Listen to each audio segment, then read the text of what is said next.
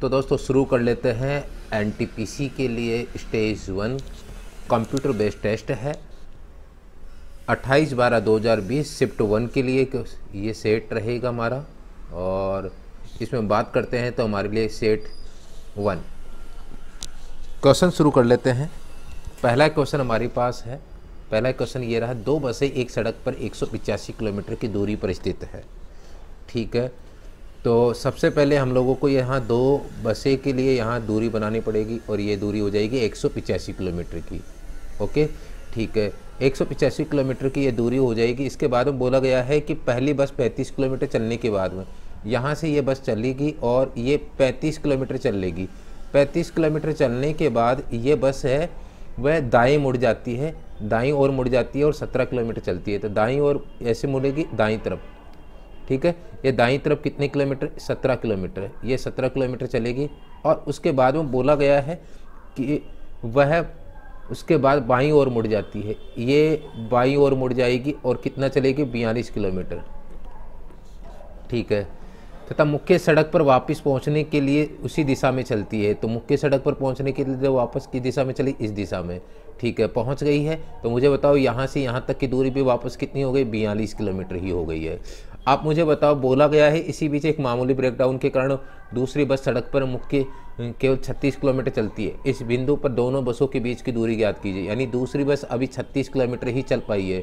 अब आपसे पूछा गया है इन दोनों के बीच की दूरी। ये दूरी आपसे पूछी गई है, ये दूरी आपसे पूछी गई है। तो मुझे बताओ यहाँ से यहाँ तक की दूरी पहली बस तय कर ली है 35 और 42, तो ये हो गई आपके पास 77।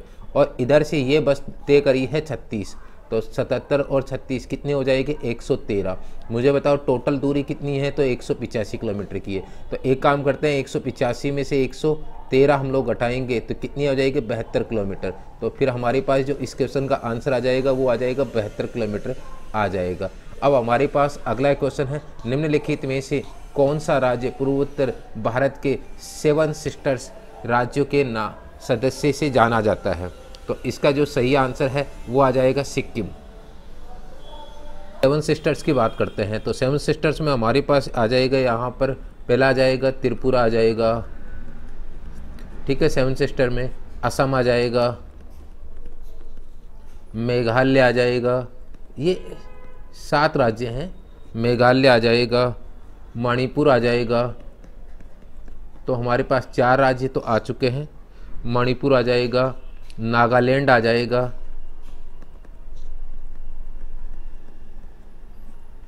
और इसके अलावा अरुणाचल प्रदेश। अरुणाचल प्रदेश। ठीक है, तो कुल मिला के हमारे पास 7 राज्य हो जाएंगे, जिसमें हम एक और ले लेते हैं मिजोरम। ये कुल मिला के 7 राज्य हो जाएंगे। अगला क्वेश्चन है, किसी पदार्थ की मात्रा को मापने के लिए निम्नलिखित में से किसका उपयोग किया जाता है? तो इसका सही आंसर है मोल। तो पदार्थ की मात्रा को मापने के लिए मोल का उपयोग किया जाता है। दोस्तों बात करते हैं इसमें जो लक्स है, लक्स के लिए हम लोग देखेंगे प्रदीप्त घनत्व। क्या होगा? प्रदीप्त घनत्व। ये प्रदीप्त घनत्व की क्या है? ये इकाई है लक्स। अब बात करते हैं हम लोग यहाँ पर टेस्ला। तो टेस्ला है वो यहाँ पर चुंबकीय प्रेरण। ठीक है, विद्युत चुंबकीय प्रेरण का मात्रक है। विद्युत चुंबकीय प्रेरण का क्या है? ये मात्रक है। ठीक है, क्या है विद्युत चुंबकीय प्रेरण का मात्रक? टेस्ला। अब जूल की बात करते हैं तो जूल का हमें पता है ऊष्मा का, ऊर्जा का। ठीक है, ऊर्जा का मात्रक जूल है, ऊष्मा का मात्रक जूल है। तो ठीक है, कार्य का मात्रक जूल होता है, ये हमें पता है। अब अगला क्वेश्चन हमारे पास 4 नंबर का लेखक। लेखक के लिए जैसे कलम की आवश्यकता होती है, वैसे दर्जी की सिलाई करने के लिए सुई की आवश्यकता रहती है। तो कौन सा आंसर आ जाएगा इसमें? बी ऑप्शन आ जाएगा। अगला क्वेश्चन है मेरे पास यहाँ, कुडनकुलम नाभिकीय विद्युत परियोजना में किस राज्य में स्थित है? तो इसका जो सही आंसर आ जाएगा वो आ जाएगा मेरे पास इसमें तमिलनाडु। क्या आ जाएगा? इसका जो सही आंसर आ जाएगा वो आ जाएगा तमिलनाडु आ जाएगा। ध्यान से सुनिएगा दोस्तों, यहाँ पर अगर आपसे यहाँ पर पूछा गया कुडनकुलम नाभिकीय संयंत्र, अगर आपसे पूछा होता है यहाँ पर तारापुरा, क्या पूछा होता? तारापुरा। ठीक है, तो तारापुरा परमाणु संयंत्र कहाँ पर है? तो ये हो जाएगा हमारे पास, कहाँ हो जाएगा? महाराष्ट्र में। कहाँ हो जाएगा? महाराष्ट्र में। ठीक है, अगर आपसे पूछा जाता है यहाँ पर काकरपार, क्या है? काकरापार, ठीक है, काकरापार के बारे में पूछा होता तो दोस्तों इसके बारे में पूछा होता काकरापार परमाणु संयंत्र, तो ये आपका होता सूरत में। कहाँ होता? सूरत में, ठीक है, तो ये आपके सूरत में होता। तो इस प्रकार से आप लोग इन चीज़ों के बारे में भी याद रखिएगा। साथ में एक और वेरी वेरी मोस्ट इम्पोर्टेंट है, वो है रावतबाटा। क्या होगा? रावतबाटा, ठीक है। तो रावतबाटा परमाणु संयंत्र ये है राजस्थान में। कहाँ है? राजस्थान में। अब दोस्तों इसके आसपास की चीज़ें भी आप लोग याद रख लीजिएगा। अब बात करते हैं, छठा नंबर का क्वेश्चन है, इसरो ने किस वर्ष में मार्स ऑर्बिटर मिशन की शुरुआत की थी? तो इसरो ने किस वर्ष मार्स ऑर्बिटर की शुरुआत की थी? वो है 2013 में। अब देखिए 2013 में बात करते हैं तो ये शुरुआत की थी, लेकिन इसके लिए अलावा हमें और भी याद रखना पड़ेगा। बात करते हैं कि चंद्रयान 1, ठीक है, क्या है? चंद्रयान 1 की शुरुआत कब हुई थी? तो उसका सही आंसर होगा 22 अक्टूबर, ठीक है, 22 अक्टूबर 2008 चंद्रयान 1। अगर बात करते हैं यहाँ पर चंद्रयान 2 की, तो ये शुरुआत किया था, चंद्रयान 2 की जो शुरुआत हुई थी वो हुई थी 22 जुलाई। कब हुई थी? 22 जुलाई और 2019। अब बात करते हैं यहाँ पर एक और की चंद्रयान 3 की जो शुरुआत की गई थी, वो की गई थी 14 जुलाई। कब की गई थी? 14 जुलाई 2023, 14 जुलाई 2023। तो इस प्रकार से आप कुछ ये भी चीज़ें याद रखिएगा, तो ये आप लोगों के लिए इम्पोर्टेंट रहेगा। बात करते हैं अगला क्वेश्चन, निम्नलिखित में से कौन सा DRDO द्वारा विकसित एक मल्टी बैरल रॉकेट सिस्टम है? तो इसका जो सही आंसर है वो है हमारे पास पिनाका। क्या है? पिनाका। अब पिनाका क्या है? पिनाका क्या है सबसे पहले ये जान लेते हैं कि पिनाका क्या है। तो दोस्तों पिनाका एक ऐसा है, देखिए कि एक सा प्रक्षेपास्त्र है जो कि एक साथ 12 रॉकेटों को प्रक्षेपित कर सकता है। कितनी? 12 रॉकेटों को, ठीक है। अच्छा, कितने सेकंड में? यह है 40 सेकंड के अंदर। 40 सेकंड के अंदर 12 रॉकेट छोड़ सकता है। अच्छा, कितने किलोग्राम के? 100 किलोग्राम के। याद रखिएगा 100 किलोग्राम के 100 किलोग्राम के 12 रॉकेट को एक साथ छोड़ सकता है, वो भी कितने सेकंड में? 40 सेकंड के अंदर। अब बात करते हैं कि त्रिशूल। त्रिशूल क्या है इसके बारे में भी हम लोग जान लेते हैं। तो त्रिशूल है 10 से 12 किलोमीटर। देखिए यहाँ 12 किलोमीटर हवा के अंदर मारक क्षमता रखने वाली रॉकेट है। अब धनुष की बात करते हैं तो ये क्या है? ये है जमीन टू जमीन मारक करने वाली रॉकेट, ठीक है, जमीन टू जमीन। कितने किलोमीटर? ये है 150 किलोमीटर। कितना? 150 किलोमीटर। अब बात करते हैं हम लोग पृथ्वी की बात करते हैं। तो देखिए पृथ्वी क्या है? ये भी देखिए जमीन टू जमीन क्या है? जमीन टू जमीन मारक करने वाली क्षमता रखती है, जमीन टू जमीन, ठीक है। और कितनी रेंज है इसकी? इसकी रेंज है 150 से 450 किलोमीटर तक की इसकी रेंज है, ठीक है। अब बात करते हैं अगला क्वेश्चन, 5 अंकों की वह सबसे छोटी संख्या कौन सी है जिसे 7 से विभाजित करने पर 6 शेषफल आता है? देखिए सबसे पहले देखिए सबसे छोटी संख्या हमारे पास b है। अब जब मैं इसके अंदर 7 से भाग दूंगा तो क्या 6 शेषफल आता है? तो जैसे मैं इसके अंदर कितने का भाग दूंगा? 7 का भाग दूंगा। कितने का भाग दूंगा? 7 का भाग देंगे तो कितना शेषफल आना चाहिए? 6। तो 7 का भाग दिया, कितना आया? 7 का भाग दिया 3, फिर आया 7 चौक 28, ठीक है, 28 आया, कितना बचा? 2, 7 दूनी 14, कितना बचा यहाँ पर? 6, और देखिए 6 नहीं 62, 7 8 56। तो आप जब भाग देंगे तो कितना शेषफल बचेगा? 6, ठीक है कि नहीं? तो लगभग 6 शेषफल बच रहा है, तो हमारे पास इसका सही आंसर क्या आएगा? बी ऑप्शन आ जाएगा। अब बात करते हैं अगले क्वेश्चन की, RAMO, ठीक है। तो इसका नंबर होता है 18, 1, 13, 15। एस का नंबर कितना होता है? 19, 3, 16 और 19। वी का नंबर होता है 22, 24, 13 और 10। अब आप देखिए इसका 18 और इसका 19, एक नंबर की वर्दी हुई है। तो यहाँ पर भी देखिए 22 से 23 करूँगा तो 23 किसका नंबर है? डब्लू का। इसी प्रकार से 1 है तो इधर कितना है? 3। तो बताइए 2 नंबर की वृद्धि हुई है। तो यहाँ पर भी देखिए यहाँ पर 24 से कितने नंबर जोड़ूंगा? 2 नंबर जोड़ूंगा, कितना हो जाएगा? 26। 26 का कितना होगा? जेड। ऑप्शन कौन सा नज़र आ रहा है? डी ऑप्शन नज़र आ रहा है। तो डी ऑप्शन हमारा सही आंसर हो जाएगा। इसके बाद में हम लोग अगले क्वेश्चन की तरफ चलते हैं।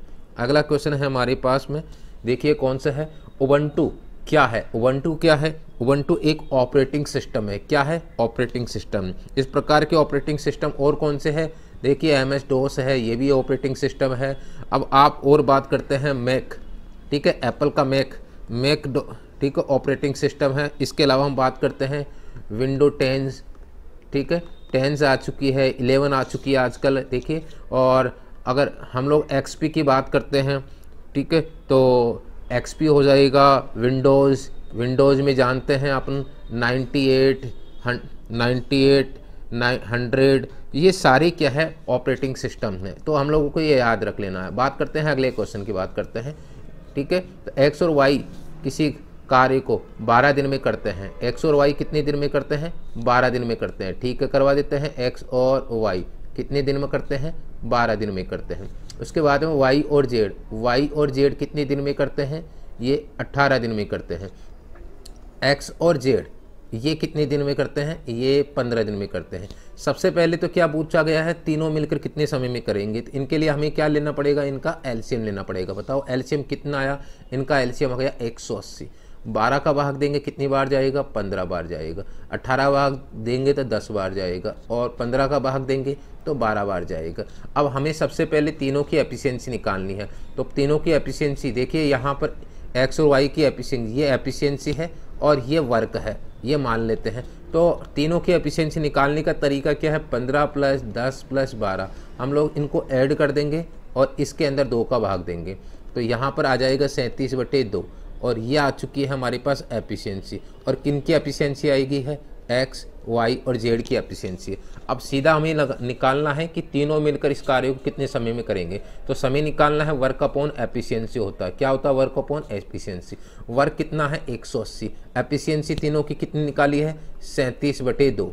तो ये 2 तो ऊपर चला जाएगा, तो मेरे पास आ जाएगा 360/37। तो फाइनली जो समय का आंसर आ जाएगा वो लगभग 10 हमारे पास आंसर आ जाएगा। कौन सा ऑप्शन हो जाएगा? सी ऑप्शन हो जाएगा। सी ऑप्शन इसका सही आंसर आ जाएगा। अगला क्वेश्चन हम लोगों के पास है, ठीक है, सबरीमाला मंदिर कहाँ पर स्थित है? अगला क्वेश्चन हमारे पास है, सबरीमाला मंदिर कहाँ पर स्थित है? इसका जो सही आंसर है वो है केरल। सबरीमाला मंदिर कहाँ स्थित है? केरल स्थित है। इसके अलावा हमें इम्पोर्टेंट जो चीज़ें वो याद रखनी है। सबसे पहले तो हम लोगों को याद रखना है उड़ीसा के लिए, ठीक है। तो उड़ीसा के लिए क्या प्रसिद्ध है? उड़ीसा के लिए है कोणार्क, वेरी मोस्ट इम्पोर्टेंट, ठीक है। तो कोणार्क का सूर्य मंदिर, कौन सा मंदिर? सूर्य मंदिर, याद रखना, कोणार्क का सूर्य मंदिर, ये ध्यान रखना।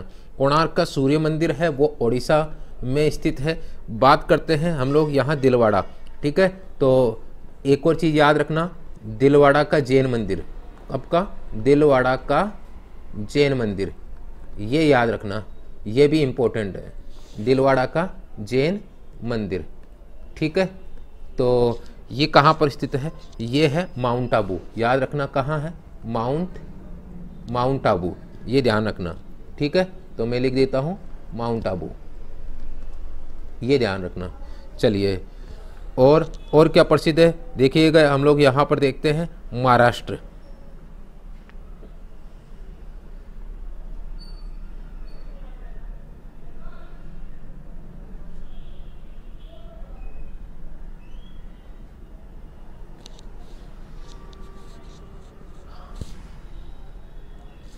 अगले क्वेश्चन की बात करते हैं हम लोग यहाँ पर, निम्नलिखित में से कौन सा स्मारक दिल्ली में स्थित नहीं है? तो इसका जो सही आंसर है वो है बुलंद दरवाज़ा, ठीक है। अलाई का दरवाज़ा, इंडिया गेट, हुमायूं का मकबरा, ठीक है, ये सारे के सारे कहाँ स्थित है? दिल्ली में स्थित है। जामा मस्जिद भी, आप लोग जामा मस्जिद भी ले सकते हैं। जामा मस्जिद भी कहाँ स्थित है? जामा मस्जिद भी दिल्ली में स्थित है, ठीक है। अब बुलंद का दरवाजे की बात करते हैं, तो बुलंद का दरवाज़ा कहाँ स्थित है? ये है, देखिए, उत्तर प्रदेश में। बुलंद का दरवाजा कहाँ स्थित है? उत्तर प्रदेश में, ठीक है, उत्तर प्रदेश में स्थित है। अब बात करते हैं अगले प्रश्न की। 14 नंबर का प्रश्न है, देखिए, sin θ = 3/√34, cos θ = 5/√34। अब देखो कि यहाँ पर हम लोग ये जानते हैं tan θ बराबर, इस क्वेश्चन का आंसर tan θ बराबर क्या होता है? sin θ / cos θ, ठीक है। अब हमें पता है कि sin θ का जो मान दे रखा है वो है 3/√34। क्या दे रखा है? 3/√34। और cos थीटा का है 5/√34। इसमें देखिए √34 से √34 कट जाएगा, तो हमारे पास जो tan थीटा का जो मान आया है वो आया है 3/5। अब मुझे बताओ इसका जस्ट उल्टा क्या होता, cot थीटा। अब जब cot थीटा का जो मान होगा वो दोस्तों हो जाएगा इसमें 5/3 हो जाएगा। ठीक है, tan और cot का मान आ गया, हम लोग यहाँ वैल्यू रख सकते हैं। क्या रखेंगे, 1 + 3/5 बटे में 1 - 5/3। जब हम लोग इसको और सोल्व कर देंगे तो ये हो जाएगा 5 और 3 8, ये हो जाएगा 8/5। ठीक है, और इसको सोल्व करेंगे 3 एकम 3, 3 में से 5 गए तो -2/3। अब देखो 3 के साथ 8 गुणा हो जाएगा, 5 इधर आएगा, नीचे आ जाएगा 2, तो मेरे पास जो आंसर आएगा यहाँ पर ये हो जाएगा 24/10, वो माइनस में थोड़ा और काटेंगे तो आ जाएगा 12/5। ये किस में आ जाएगा, माइनस में। कौन सा आंसर आ जाएगा, बी ऑप्शन आ जाएगा। बी ऑप्शन हमारा आंसर हो जाएगा। अगला क्वेश्चन है हमारे पास में वर्ष 2019 के लिए 55वें ज्ञानपीठ पुरस्कार से किसे सम्मानित किया गया है। तो देखिए इसका सही आंसर हो जाएगा हमारे पास ए अच्युतन नंबूद्री। ठीक है, अब सबसे इम्पोर्टेंट चीज़ है कि ये अब देखिए पहले आ चुका है, तो अब इससे रिलेटेड जो क्वेश्चन कैसे बनेंगे वो हम लोग देखेंगे। तो हमें जो याद रखना है वो याद रखना है, एक तो हमारे पास कि ये 55 पता, ठीक है, तो 56वां तो हमें याद नहीं रखना है। ठीक है, 56वां जो याद आया था वो देखिए 2021 में। ठीक है, चलो तो 56वां, ठीक है, तो ये थोड़ा सा दूर पड़ जाता, फिर भी अगर आप याद रखो तो याद कर लेना। 2021 में किसको मिला था, नीलमणि फुफन को। किसको मिला था, नीलमणि, मैं यहां लिख देता हूं, नीलमणि फुफन। ठीक है, तो ये मिला था। अब 57वें की बात करते हैं, तो 57वां जो मिला था वो 2022 में मिला था। 57वां ज्ञानपीठ पुरस्कार मिला था 2022 में। ये किसको मिला था, दामोदर मौजा। किसको मिला था, दामोदर, ठीक है, मौजो, इसको मिला था। लेकिन हमें याद रखना 58वां, ठीक है, ये दोनों याद रखना, 57वां और 58वां। 58वां कब मिला था, 2024 में। ठीक है, और ये बहुत ज़्यादा इंपॉर्टेंट है, ये ध्यान रखना, कौन सा, 58वां 2024 से। किसको मिला था ये भी हम लोग देख लेते हैं। तो ये मिला था हम लोगों को 2024 के अंदर मिला था, 2 लोगों को मिला था। पहला मिला था कवि गुलजार को। किसको मिला था, कवि गुलजार, जो कि क्या थे, उर्दू कवि थे। कौन से थे, उर्दू कवि। ठीक है, उर्दू कवि कौन थे, उर्दू कवि गुलजार। ठीक है, गुलजार, ये याद रखना, उर्दू कवि गुलजार थे। और दूसरा था हमारे पास में जो संस्कृत के विद्वान थे। किसके विद्वान थे, संस्कृत के। कौन थे, संस्कृत के जो विद्वान थे वो जगत गुरु रामभद्राचार्य। कौन थे, रामभद्राचार्य। ठीक है, जगत गुरु रामभद्राचार्य, तो ये याद रख लेना। इसके अलावा अगर आप और याद रखें तो प्रथम ज्ञानपीठ पुरस्कार देखिए, प्रथम कौन सा, प्रथम ज्ञान, बात करते हैं प्रथम ज्ञानपीठ पुरस्कार, तो ये है 1965 में दिया गया था। और किसको दिया गया था, शंकर कुरूप को। किसको, शंकर कुरूप को। ये भी याद रख सकते हैं आप लोग। ठीक है, ये भी याद रख सकते हैं। इसके अलावा ज्ञानपीठ पुरस्कार अंग्रेजी भाषा में भी दिया जाता है, ये भी ध्यान रख लेना, अंग्रेजी भाषा में भी दिया जाता है। अब आगे देख लेते हैं हम लोग यहाँ पर 16 नंबर का क्वेश्चन। 16 नंबर का क्वेश्चन क्या है देखिएगा। बताया गया एक परीक्षा में उत्तीर्ण होने के लिए पूर्णांकों का 50% लाना है। एक छात्र ने 200 पूर्णांक वाले प्रश्न पत्र में से 40% अंक प्राप्त किए। परीक्षा में उत्तीर्ण होने के लिए 150 पूर्णांक वाले दूसरे प्रश्न पत्र में उसे न्यूनतम कितने प्रतिशत अंक प्राप्त करने चाहिए। तो मुझे बताओ, 2 प्रश्न पत्र, एक 200 का और एक 150 का, तो टोटल जो पूर्णांक हो गया वो हो चुका 200 और 150। अगर आप देखते हैं तो हो गया 350। ठीक है, 150 का और 200 का, ये हो गया 350 का हमारे पास टोटल पेपर हो गया। ये हो गया कुल मार्क्स के हो गए। अब बोला गया है यहाँ पर कि पहले प्रश्न पत्र में उसने 200 में से कितने मार्क्स लाए हैं, 40%। ठीक है, 40%। साथ में दूसरे पेपर में 150 में से x%, x/100 कर देता हूँ मैं इसको, तो कुल मिला के इसे 350 में से कितना लाने हैं, 50%, 50/100 कर देना। वैसे तो ये हो जाता है 1/2, आप लोग जानते ही होंगे। ठीक है, बाकी यहाँ 2 0 से 2 0 काट लेना और यहाँ से काटेंगे तो 2 आ जाएगा, यहाँ काटेंगे तो 3 आ जाएगा। तो मुझे बताओ यहाँ कितना आया, यहाँ पर आ चुका है 80 और यहाँ 3/2, तो ये 80 तो उधर ले जाएंगे और यहाँ पर काटने पर हो जाएगा 2 कम 175 आ जाएगा, 180 उधर ले जाएंगे, 3x/2 बराबर 175 में से क्या घटा देंगे, 80 घटा देंगे हम लोग। तो मेरे पास आ जाएगा 3x/2 बराबर कितना आ जाएगा, ये आ जाएगा 95। अब देखिए इसको हम लोग गुणा करेंगे तो कितना आ जाएगा, ये हो जाएगा 190/3। तो जो सही आंसर आ रहा है वो लगभग आ जाएगा मेरे पास 63.3% को, जो सही अप्रॉक्सीमेटली आंसर हो जाएगा डी ऑप्शन। क्या हो जाएगा, डी ऑप्शन मेरा सही आंसर हो जाएगा। अगला क्वेश्चन है, महात्मा गांधी ने साबरमती से लेकर दांडी तक प्रसिद्ध नमक मार्च शुरू किया था। दांडी गुजरात के किस जिले में स्थित है? तो इसका जो सही आंसर हो जाएगा नवसारी है। इससे रिलेटेड और जानकारी भी आप लोग आराम से पढ़ सकते हैं। यदि नीचे दी गई व्यवस्था से सभी विशेष वर्णों को हटा दिया जाता है तो निम्नलिखित में से कौन सा एक्स के दाईं ओर 10वें स्थान पर होगा? तो वर्ण मतलब किनको हटाना है, इसको हटाना है। विशेष वर्ण ये है, इनको हटा देंगे हम लोग, इनको हटा देंगे तो मेरे पास क्या हो जाएगा, एक्स के दाईं ओर 10वां। तो क्या हो जाएगा, 1 2 3 4 5 6 7 8 9 और 10, 10वें नंबर पर ये आ जाता है। ठीक है, क्योंकि इस तरफ जाएंगे तो क्या होगा दाएं और इस तरफ जाएंगे तो क्या हो जाएगा बायां। तो हमें दाईं ओर जाना था एक्स के, किसके, एक्स के दाईं ओर जाना था। 10वें स्तर पर कौन सा रहा, आर। तो सही आंसर आ जाएगा सी ऑप्शन आ जाएगा। अब हमें अगला क्वेश्चन दे रखा है, वो दे रखा है a³ - b³ बराबर 625।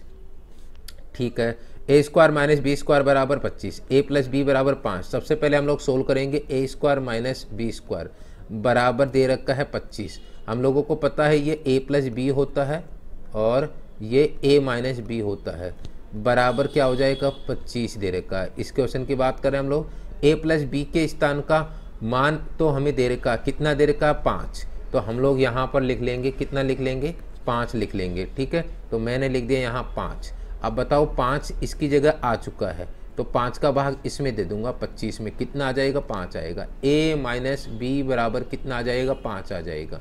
अब हम लोग लगाएंगे a³ - b³ का फॉर्मूला। वो क्या होता है, देखो a³ - b³ का फॉर्मूला होता है a - b, एक तो ये होता है, साथ में क्या होता है a² + b² + ab। ठीक है, अब हमें इसका मान तो ज्ञात करना है और इसका मान हमें क्वेश्चन में दिया हुआ है। कितना दिया हुआ है, ये दिया हुआ है, ये देखिएगा, ये दिया हुआ है, कितना दिया हुआ है, 625। हम लोग लिखेंगे यहाँ 625 बराबर a - b का मान कितना निकाला था हमने, ये निकाला था 5। a - b का मान 5 और ब्रैकेट, इसका मान तो हमें निकालना है ही है, a² + b² + ab, ये आ जाएगा। अब जब हम इसमें इसका भाग दे देंगे, किसका भाग देंगे, इसमें इसका भाग दे देंगे, तो दे देते हैं, यहाँ से ये काट देंगे तो कितना आ जाएगा, 125। क्या आ जाएगा, 125। किसका मान आया, a² + b² + ab का मान आया। तो सही आंसर कौन सा हो जाएगा, बी ऑप्शन हो जाएगा। कौन सा आ जाएगा, बी ऑप्शन हो जाएगा। ठीक है, इसके बाद में हम लोग अगले क्वेश्चन की तरफ चलते हैं। पूछा गया है यहाँ पर, वह सबसे बड़ी संख्या बताइए 155, 260, 315 को विभाजित करने पर क्रम से 5, 10, 15 शेष पर आएगा। सबसे बड़ी देखना तो सबसे पहले 75 का देंगे। देखिए 75 का भाग जब आप देते हैं 155 में, 155 में किसका भाग देते हैं, 75 का, तो आप देखिए यहाँ 2 बार भाग देने पर कितना आ जाएगा, 150। तो 5 शेषफल बचता है, क्या बच रहा है, 5 शेषफल। ठीक है, कोई बात नहीं है। लेकिन जब आप 260 में 75 का भाग देते हैं तो भाग नहीं जाता, इसमें भाग नहीं जाता पूरा, यानी कितना शेषफल बचना चाहिए, 10, यानी 10 शेषफल नहीं बचता है। जब आप अगली, यानी ये आंसर नहीं होगा तो हम किसका भाग देंगे, 50 का। 50 का भाग किस में देंगे, 155 में। ठीक है, 50 का भाग दिया तो ये आपने दिया 3 बार और ये आ जाएगा 150, तो 5 शेषफल बच गया और आना भी चाहिए 5 शेषफल। ठीक है, अब आप एक बार और भाग देंगे, कितने में देंगे, 260 में। 260 में अगर आप 50 का भाग दे के देखते हैं तो ये जाता है 250 बार। कितना शेषफल बचा, 10 शेषफल। बचना भी क्या चाहिए था, 10 शेषफल बचना चाहिए था। ठीक है। इसके अलावा आप जब और भाग देते हैं 315 में, किसका भाग देंगे, 50 का भाग देते हैं, ठीक है। तो कितनी बार जाता है, 6 बार, कितना, 300। कितना शेषफल बचा, 15, बचना भी कितना चाहिए, तो 15। तो इसका मतलब सही आंसर कौन सा हो जाएगा हमारे पास, 50 का भाग देंगे तो पहली संख्या में 5 शेषफल, दूसरे में 10, तीसरे में 15। तो हमारा आंसर हो जाएगा डी आंसर हो जाएगा। कौन सा हो जाएगा, डी आंसर हो जाएगा। नेक्स्ट क्वेश्चन है हमारे पास में, एक क्लब में महिलाओं की संख्या का पुरुषों की संख्या से अनुपात कितना है, 3:2 है। 300 महिलाएं और आ जाती है तो अनुपात 5:2 हो जाता है। तो मुझे बताओ, ये तो x हो जाएगी, ये भी x हो जाएगा। अब महिलाएं 300 और आ रही है, ऐसा करने से अनुपात हो गया 5:2। तो इसको हम लोग लिखेंगे 3x + 300 बटे 2x बराबर 5/2। काट देंगे 2 से 2, क्रॉस मल्टीप्लाई कर देंगे उसके बाद में, तो x से गुणा करेंगे 5x आ जाएगा। तो आएगा कितना, 3x + 300 बराबर 5x। ये 3x उधर जाएगा तो 300 बराबर कितना आ जाएगा, 2x। तो x बराबर कितना आ जाएगा, x बराबर 150। तो 150 मेरे पास इसका आंसर हो जाएगा। तो आंसर नहीं आएगा, सॉरी, x का मान आएगा। अब पूछा गया है कि अब महिलाओं की संख्या कितनी हो गई, इसका मतलब आपसे यहाँ पर आंसर पूछा गया है, ठीक है। तो आप निकालेंगे 3 × 150 + 300, ठीक है। तो सही आंसर आ जाएगा 750, ठीक है। इनको सोल्व करेंगे तो सही आंसर आ जाएगा 750। कौन सा ऑप्शन हो जाएगा, बी ऑप्शन हो जाएगा। नेक्स्ट क्वेश्चन है मेरे पास, यहाँ पर व्युत्क्रमों का योग, और ये योग होता है योग प्लस योग बटे गुणनफल। ये आपका व्युत्क्रमों का योगफल होता है। योगफल दिया हुआ है, गुणनफल हम लोग निकालेंगे। a × b बराबर क्या होता है, एलसीएम × एचसीएफ होता है। ये ध्यान रखना, ये इसका क्या होता है, एक फॉर्मूला होता है। क्या होता है, एक फॉर्मूला होता है, ये हमें पता होना चाहिए। दो संख्याओं का गुणनफल कितना होता है, एलसीएम × एचसीएफ। यानी क्या करूँगा, 72 × 12। जब हम लोग यहाँ योग निकालेंगे, क्या निकालेंगे, व्युत्क्रमों का, किनका, व्युत्क्रमों का योग निकालेंगे, तो क्या हो जाएगा बताओ। a + b का मान कितना है, 60, और गुणनफल कितना है, 72 × 12। हम 12 से काटेंगे, कितना आएगा, 5। तो आंसर आएगा 5/72। तो सही आंसर कौन सा हो जाएगा, बी ऑप्शन हो जाएगा। इसके अलावा मेरे पास अगला क्वेश्चन है। तो अगले क्वेश्चन में देखिएगा, हम लोग पूछा गया है, उस विकल्प का चयन करें जिसे रिक्त स्थान में क्रमिक रूप से भरे जाने में एक पुनरावृत्ति पैटर्न की बनता है। तो आप देखेंगे इसके अंदर कि अगर मैं यहाँ पर ए बी बी कर देता हूँ, तो अगर मैं इसको 3-3 के जोड़े बनाऊँ तो ए बी बी बन जाएगा, ठीक है। फिर यहाँ पर ए बी बी बन जाएगा, ठीक है। एक बार दोबारा देख लेते हैं, यहाँ से देखिएगा, मैं पैटर्न बनाता हूँ तो बन जाएगा ए बी बी। दोबारा पैटर्न देखते हैं तो बन जाएगा यहाँ बन जाएगा ए सी सी। क्या बन जाएगा, ए सी सी। और अगर देखिए यहाँ से मैं कौन सा ऑप्शन उठा रहा हूँ, यहाँ से मैं उठा रहा हूँ सी ऑप्शन उठा रहा हूँ, ठीक है। तो सी ऑप्शन उठाएंगे और इसके बाद में आप देखेंगे यहाँ पर ए बी बी, ये पुनरावृत्ति हो रही है। फिर वापस क्या बनेगा, यहाँ पर बन जाएगा, यहाँ पर ए सी सी, ये बन गया।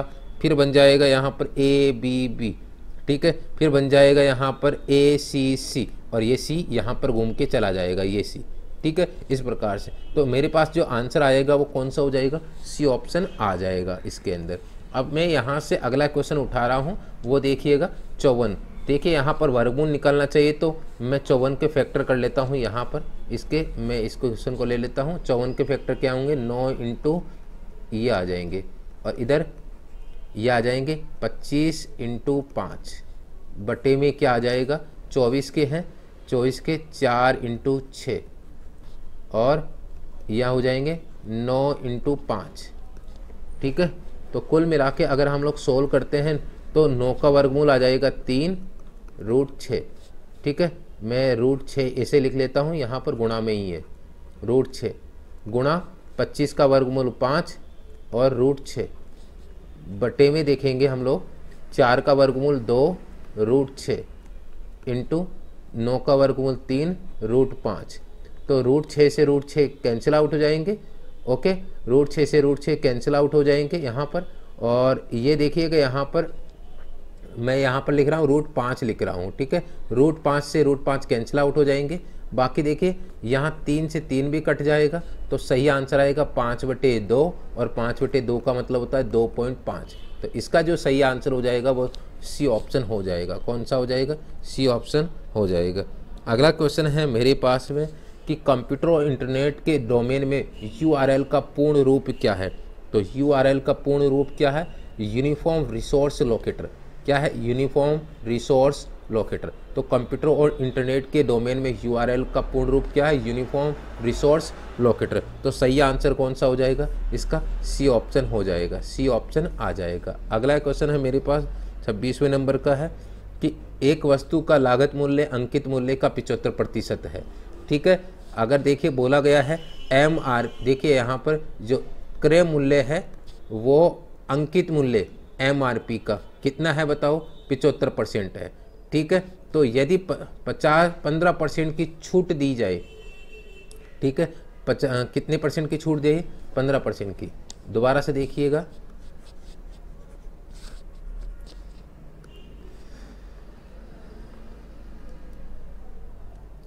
बोला गया है एक वस्तु का लागत मूल्य अंकित मूल्य का 75% है।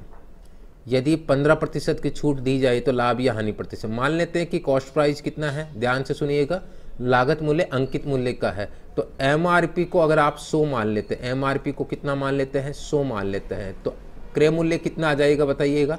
75 आ जाएगा, ठीक है। अब आपको पता है MRP पर ही डिस्काउंट दिया जाता है और उससे भी हमें सेलिंग प्राइस मिलती है। MRP आपने 100 माना है और इस पर डिस्काउंट कितना दिया? 15%। कितना हो जाएगा? 85/100। तो आप ये देखेंगे कि यहाँ पर विक्रय मूल्य 75 आ चुका है। क्रय मूल्य 75 और 85, क्रय मूल्य 75 है, विक्रय मूल्य 85 आ चुका है, ठीक है। तो अब जब आप इसको सोल्व करेंगे तो मुझे बताओ कितने का लाभ हो रहा है? तो 10 रुपये का लाभ हो रहा है। और अगर 10 रुपये का लाभ हो रहा है तो इसमें क्या निकालेंगे हम लोग? लाभ प्रतिशत निकालेंगे। क्या निकालेंगे? लाभ प्रतिशत निकालेंगे। और लाभ प्रतिशत क्या होता है? लाभ बटा क्रय मूल्य गुणा 100। लाभ बटा क्रय मूल्य गुणा 100। लाभ कितने का हो रहा है? 10 रुपये का। क्रय मूल्य कितना है? क्रय मूल्य है 75 और गुणा में कितना आएगा? 100 आएगा। हम लोग इसको थोड़ा सा काट लेते हैं और काटेंगे तो कितने से काटेंगे? 25 से। 25 को सा 25 75, यानी मेरे पास आ गया यहाँ 40/3 और इसको भाग देने पर आ जाएगा 13.33% का लाभ। तो सही जो आंसर आ जाएगा वो आ जाएगा बी ऑप्शन आ जाएगा। कौन सा आ जाएगा? बी ऑप्शन आ जाएगा। ओके, इसके बाद में हम लोग अगले प्रश्न की तरफ चलते हैं। बोला गया है हरीश के मासिक वेतन 45,000 में से 1/3 शिक्षा पर, 2/6 भोजन व अन्य आवश्यकताओं पर खर्च होता है। शेष वेतन की वह कितना बचाता है? बचत की राशि ज्ञात कीजिए। हमें ये पता है कि वह टोटल कितना खर्च करता है, पहले ये देख लेते हैं। 1/3 प्लस 2/6 काटेंगे तो 1/3 ही आ जाएगा। तो कुल मिला के एलसीएम सेम है तो 3 आ जाएगा, और जब नीचे की वैल्यू सेम होती है तो ऊपर वाली वैल्यूज़ को हम लोग जोड़ देते हैं। 1 और 1 कितना हो जाता है? 2, तो ये आ जाएगा 2/3। अब ये 2/3 आ जाएगा। तो शेष वेतन की वह बचत करता है, तो बचत की राशि कितनी है? तो मुझे बताओ, बचत निकालेंगे तो बचत तो आप देखिए कैसे निकालेंगे। बचत कैसे निकालेंगे? 1 में से 2/3 घटाएंगे तो ये हो जाएगा, बचत हो जाएगा 1/3। याद रखना, अगर आप ऐसा ही कर सकते हैं तो ये देखिए यहाँ पर ये क्या है? हमारे पास खर्च है। क्या है? ये खर्च है, ठीक है, और खर्च है तो बचत ही आ चुका। अब बताओ यहाँ पर बोला क्या गया है? मासिक वेतन है 45,000। अब बताओ यहाँ बचत निकाल सकते हैं। 45,000 का कितना निकालेंगे? 1/3, तो कितना आ जाएगा? ये 15,000 आ जाएगा। 15,000 मेरे पास आ जाएगा। कौन सा ऑप्शन हो जाएगा? सी ऑप्शन हो जाएगा। 28वें नंबर का है स्वराज्य मेरा जन्मसिद्ध अधिकार है और मैं इसे लेकर रहूँगा। ये किसने कहा था? ये कहा था श्री बाल गंगाधर तिलक ने कहा था, ठीक है कि नहीं है। इसके अलावा अगर बोला जाए कि इंकलाब जिंदाबाद, है ना, तो साम्राज्यवाद का नाश हो, यह किसने दिया था? तो ये दिया था भगत सिंह ने दिया था। किसने दिया था? भगत सिंह ने दिया था। कौन कौन सा? इंकलाब जिंदाबाद और साम्राज्यवाद का नाश हो। इसके अलावा अगर हम लोग और बात करते हैं तो देखिए एक और है पूर्ण स्वराज्य आराम हराम है, ये किसने दिया था? जवाहरलाल नेहरू ने। तो आप इस तरह से कुछ चीज़ों को याद रख सकते हैं, ठीक है। तो इनका आप याद रखेंगे तो ये चीज़ें कुछ ज़्यादा ही पूछी जाती है। इसके अलावा हम लोग और देखें तुम मुझे खून दो मैं तुम्हें आज़ादी दूंगा। ये किसने दिया था? देखिए ये दिया था सुभाष चंद्र बोस ने, ठीक है, नेताजी सुभाष चंद्र बोस ने दिया था। चलो आगे देखिए, अगले क्वेश्चन की तरफ हम लोग बढ़ जाते हैं। अगला क्वेश्चन है मेरे पास 29वें नंबर का। क्या है? 1 अप्रैल 2019 से किन दो बैंकों को बैंक ऑफ बड़ौदा में विलय कर दिया गया था?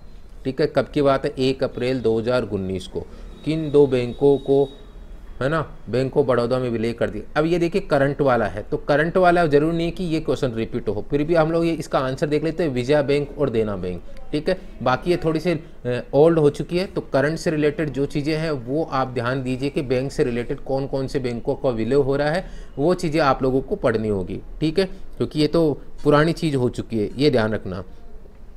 अब हम लोग आगे चलते हैं। निम्नलिखित में से कौन सहजीवी संबंध को दर्शाता है? कौन सहजीवी संबंध को दर्शाता है? तो इसका जो सही आंसर आएगा यहाँ काई यूलोथ्रिक्स जलतिप्तिया फ्यूनेरिया। तो इसका सही आंसर आ जाएगा काई, यानी कौन सा ऑप्शन आ जाएगा? A option. सहजीवी संबंध को कौन दर्शाता है? काई। सी ऑप्शन, ए ऑप्शन हमारे पास सही आंसर आ जाएगा। अगला क्वेश्चन है, भारत में केंद्रीय आलू अनुसंधान संस्थान कहाँ पर स्थित है? तो इसका जो सही आंसर है वो है शिमला। इसके अलावा हम लोग और भी बहुत सारी चीज़ें याद रख सकते हैं, जैसे केंद्रीय औषधि अनुसंधान वो है लखनऊ में है। इसके अलावा केंद्रीय चमड़ा अनुसंधान संस्थान वो है चेन्नई में है। देखिए चमड़ा अनुसंधान, ठीक है, कौन सा? चमड़ा अनुसंधान कहाँ है? चेन्नई में। ठीक है, इसके अलावा हम लोग और बात करते हैं, भारतीय मौसम वेधशाला वो है, मौसम वेधशाला बात करें तो वो क्या होगी? मौसम वेधशाला होगी आपकी पुणे में। कहाँ होगी? पुणे में होगी। ठीक है, ये पुणे में देख सकते हैं, इस तरह से याद रख सकते हैं आप लोग। इसके अलावा इंडियन लाहौर रिसर्च संस्थान वो है रांची के अंदर है, इंडियन लाहौर रिसर्च संस्थान।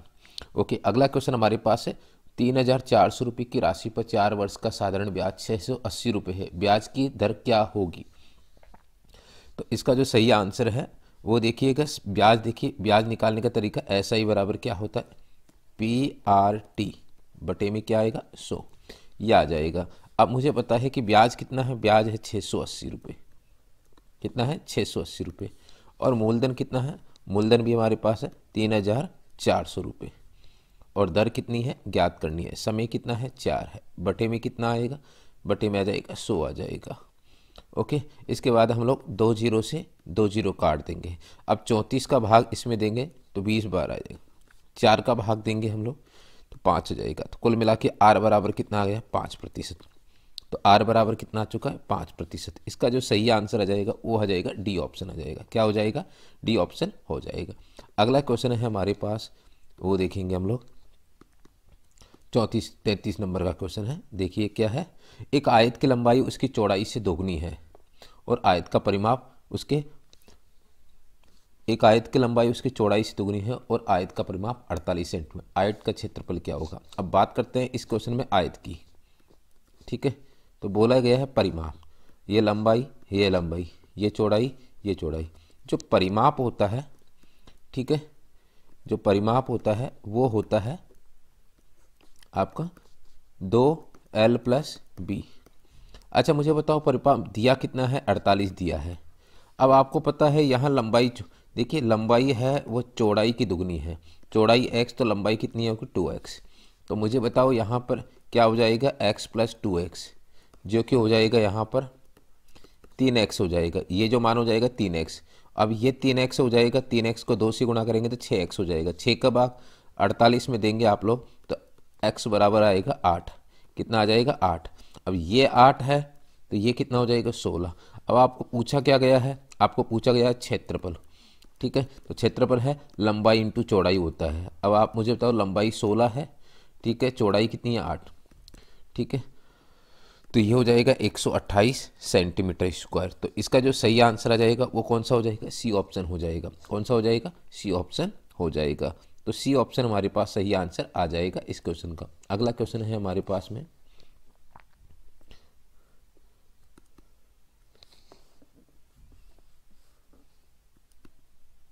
अब देखिए अगला क्वेश्चन है हमारे पास 34 नंबर का, x + 2 + 2y = 1। इसमें क्या करना होगा हमें? ये मान लेते हैं कि हमें ऑप्शन से वैल्यू पुट करनी पड़ेगी। x बराबर क्या रखना पड़ेगा? x बराबर आप लोगों को मैं रख देता हूँ, x बराबर यहाँ पर रख देता हूँ -2 और y बराबर क्या रख देता हूँ 1। ऐसा करने से क्या होगा वो देख लेते हैं।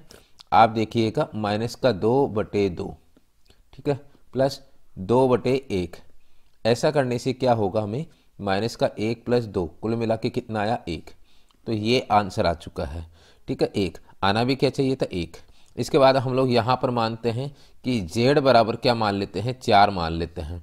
ऐसा करने से देखिए यहाँ पर अगर मैं इसको सोल्व करता हूँ तो 4/2, सॉरी यहाँ x का मान कितना है 1, तो मैं लिखूंगा इसमें y का मान रखूंगा 1/2 प्लस 2 और z का मान रखूंगा 4। अब इसको सोल्व करते हैं हम लोग, तो सोल्व करने पे ये तो आ जाएगा 1, ये आ जाएगा 2, आधा और आधा कितना हो जाता है 1। आना भी क्या चाहिए 1 ही आना चाहिए था, आना भी क्या चाहिए 1 ही आना चाहिए, तो इसका आंसर आ चुका है। अब ये वैल्यू हम लोग यहाँ पुट कर देंगे। z के स्थान पर हम लोगों को रखना होगा 4/2 प्लस x के स्थान पर रखना पड़ेगा 2/-2 और बराबर आ जाएगा 2 - 1 = 1। तो कुल मिला के जो फाइनली जो मेरे पास इसका भी आंसर आ जाएगा वो आ जाएगा मेरे पास एक आंसर। कौन सा ऑप्शन हो जाएगा, बी ऑप्शन हो जाएगा। बी ऑप्शन इसका सही आंसर हो जाएगा। अब बढ़ जाते हैं हम लोग अगले क्वेश्चन की तरफ, ठीक है। अगले क्वेश्चन की देखिएगा यहाँ पर, तो अगला क्वेश्चन है हमारे पास, देखिए किससे रिलेटेड है, परसेंटेज से रिलेटेड है। क्या है वो देख लेते हैं।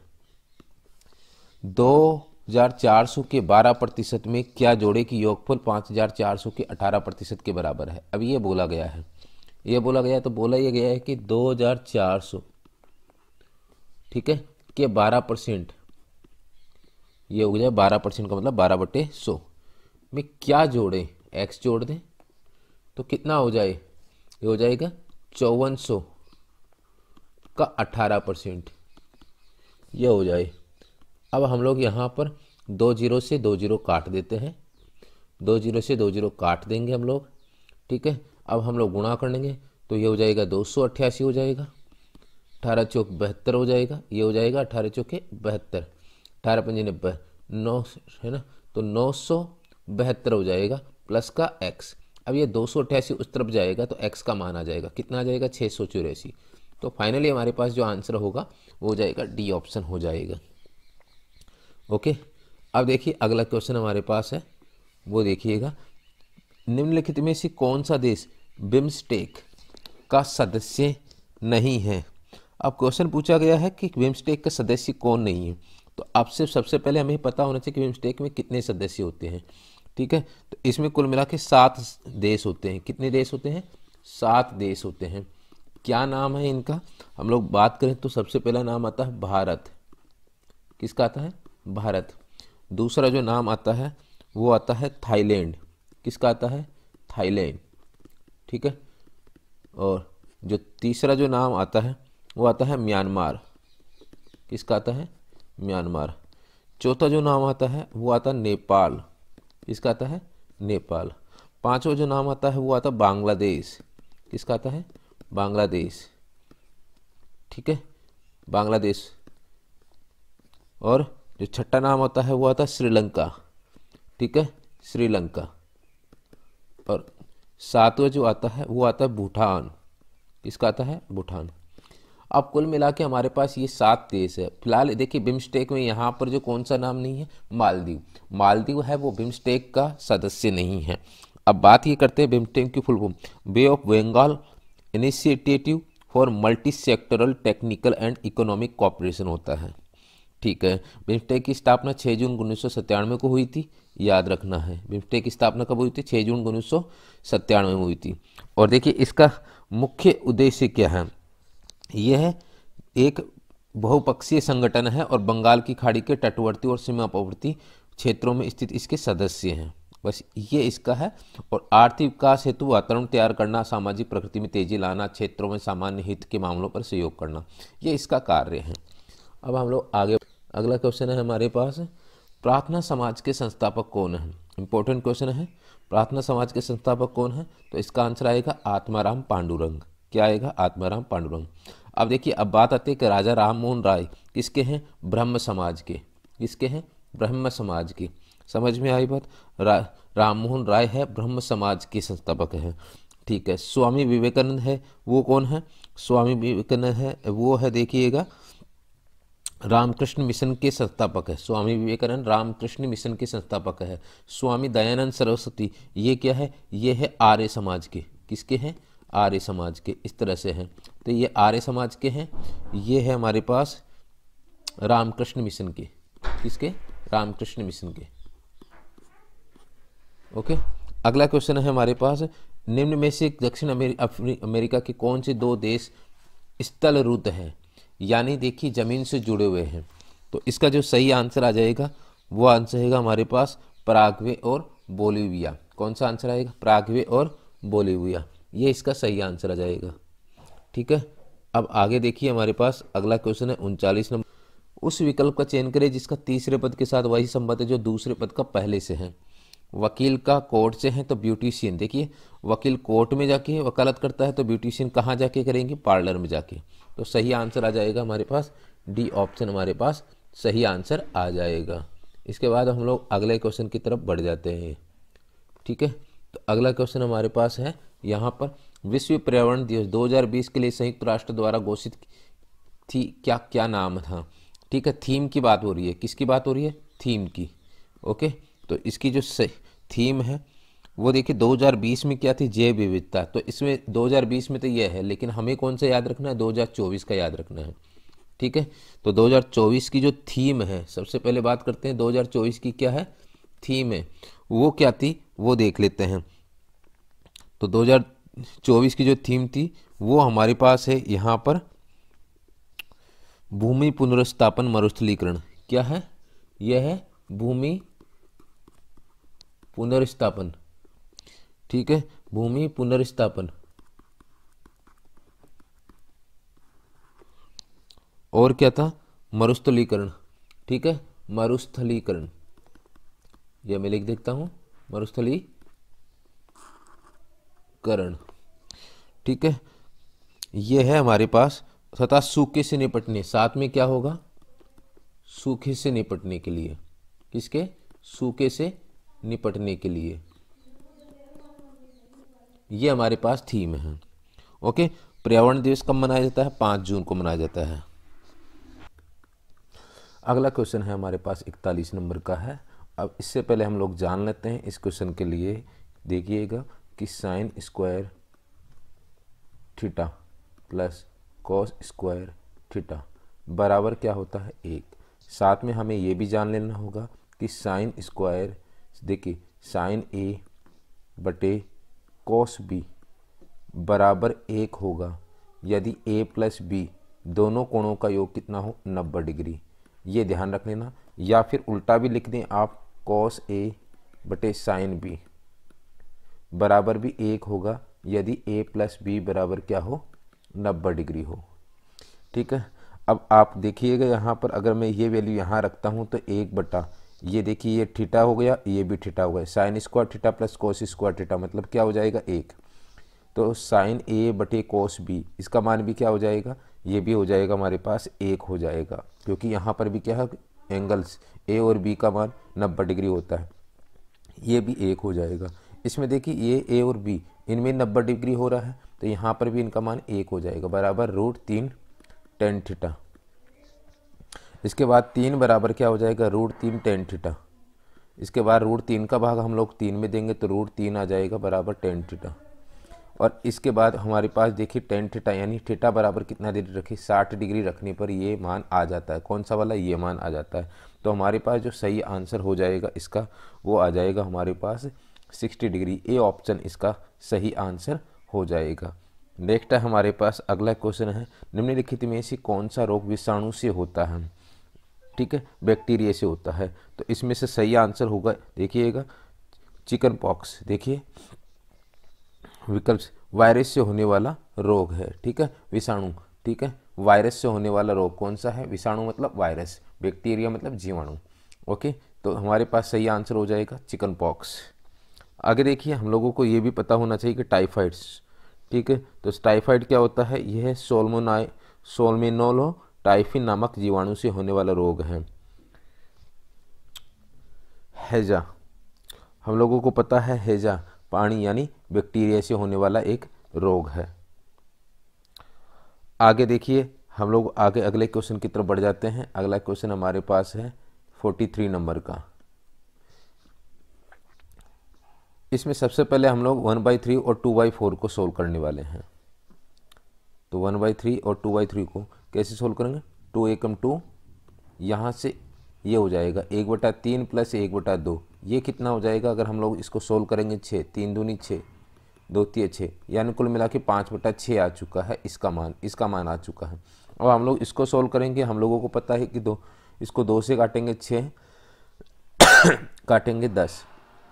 अब दोनों का एलसीएम 10 आ जाएगा। 10 तो 3 + 6 कितना हो जाएगा? 9। तो इसका आ जाएगा 9/10। अब हम लोग सोल्व कर सकते हैं। 6/5 का मतलब क्या हो जाएगा? इसका का मतलब हो जाएगा गुणा, तो गुणा कर दीजिएगा। और इसका मतलब हो जाएगा यहाँ 5/6 माइनस ये हो जाएगा मेरे पास 5/6, और ये का मतलब क्या हो जाएगा? गुणा।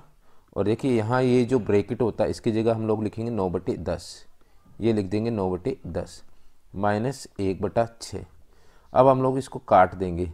काटेंगे किससे? वो देखिएगा। तो क्या करेंगे? 5 से 5 कट जाएगा, 6 से 6 कट जाएगा। कितना आ जाएगा हमारे पास? 1 आ जाएगा। 1 माइनस, अब देखिए इसको भी हम लोग काटेंगे यहाँ पर, तो कितना आ जाएगा? हम लोग काटेंगे 5 एकम 5, 5 दूनी 10, 3 दूनी 6, 3 तिया 9, ये हो जाएगा 3/4 माइनस 1/6। हम लोग इसका क्या लेंगे? एलसीएम। कितना आ जाएगा एलसीएम इसका? 12 आ जाएगा। कितना हो जाएगा? 12, 12 एकम 12 माइनस 4 × 12, 9 आ जाएगा। 6 दूनी 12, 2 आ जाएगा। यानी 12 में से 11 गए तो कितना बचेगा? ये बचेगा 1/12। तो इसका जो सही आंसर आ जाएगा सी ऑप्शन हमारे पास आ जाएगा। कौन सा हो जाएगा? सी ऑप्शन हमारे पास आ जाएगा। ठीक है, सी ऑप्शन हमारे पास आ जाएगा। नेक्स्ट क्वेश्चन है, सॉल्व करते हैं नेक्स्ट क्वेश्चन। देखिएगा हमारे पास अगला क्वेश्चन है 180 में से, पहले देखिए 2 की पावर 3 का मतलब होता है 8, 3 की पावर 2 का मतलब होता है 9 + 1, तो ये हो जाएगा 17 और 1 18 हो जाएगा। तो कुल मिला के हम लोगों को देखना है यहाँ 180 के अंदर किसका भाग देना है? 18 का। प्लस कितना हो जाएगा? 37 माइनस 20। जब हम लोग 18 का भाग देंगे कितनी बार जाएगा? 10 प्लस 37 माइनस 20। अब देखिए 47 में से 20 गए तो कितना बचेगा? 27 बचेगा। तो मेरे पास जो आंसर आ जाएगा 27। कौन सा ऑप्शन हो जाएगा? बी ऑप्शन हो जाएगा।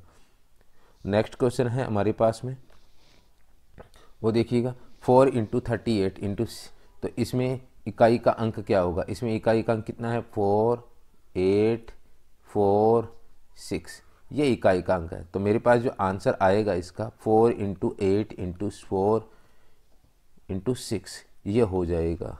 ठीक है, तो क्या आंसर आ जाएगा देख लेते हैं हम लोग। यहाँ पर सबको मल्टीप्लाई करेंगे। 32 में इकाई का अंक कितना आएगा? 2, 2 को 4 से गुणा करेंगे कितना आ जाएगा? 8, 8 इकाई का अंक 8 ही होता। 8 को 6 से मल्टीप्लाई करेंगे कितना है? 8 6 की 48।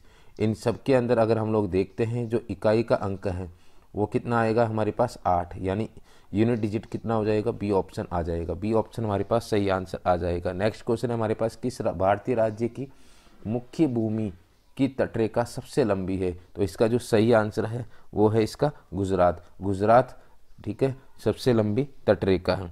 इसके अलावा अगर हम लोगों से ये पूछा जाए किस राज्य की तटरेखा सबसे छोटी है, ठीक है, तो इसका जो सही आंसर आ जाएगा वो आ जाएगा इसका गोवा। ठीक है, अगर सबसे लंबी पूछी जाए तो गुजरात है, और सबसे छोटी पूछी जाए तो वो हो जाएगा गोवा। गोवा इसका आंसर हो जाएगा।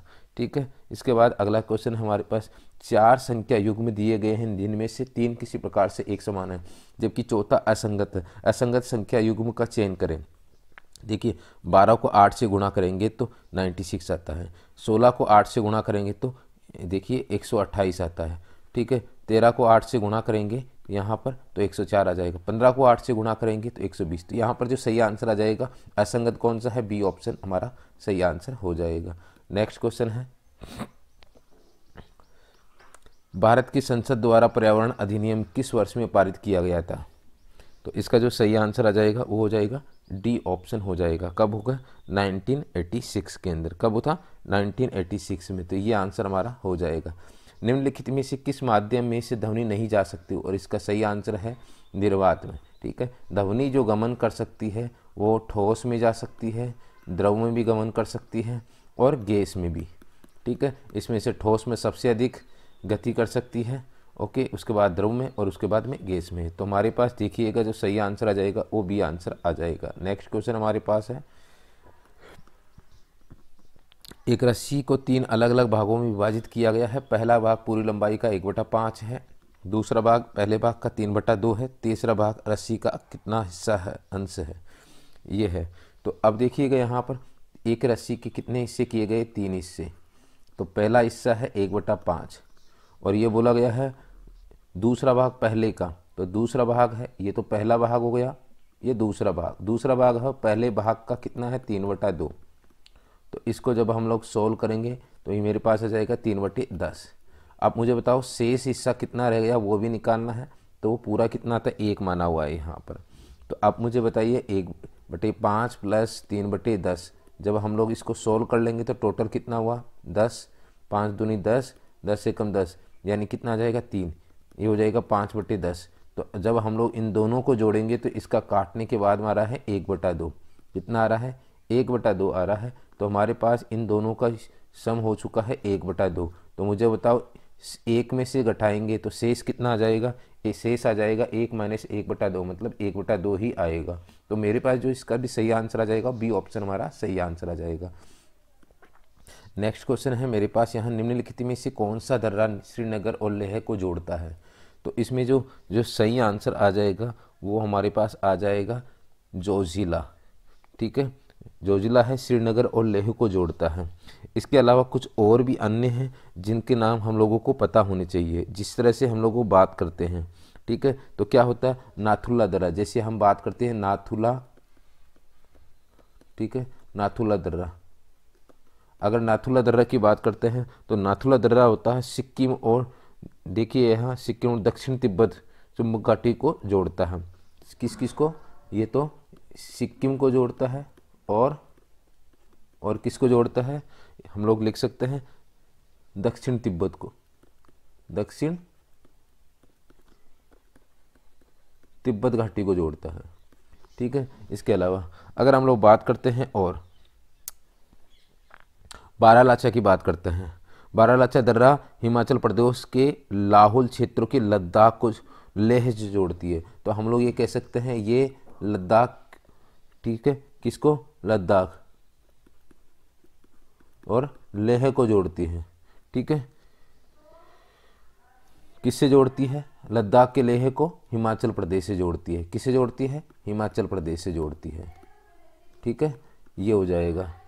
तो हम लोगों को ये भी पता होना चाहिए। अब बात करते हैं नाथुला दर्रा की, हमने बताई दी है इस तरह से। आगे देखिए हम लोगों को इससे रिलेटेड, देखिए दर्रा से रिलेटेड जितने भी क्वेश्चन बनते हैं वो सभी याद रख लेने हैं, क्योंकि रेलवे में इससे रिलेटेड क्वेश्चन जरूर पूछे ही जाते हैं। अब हमारे पास है अगला क्वेश्चन है, अगला क्वेश्चन क्या है,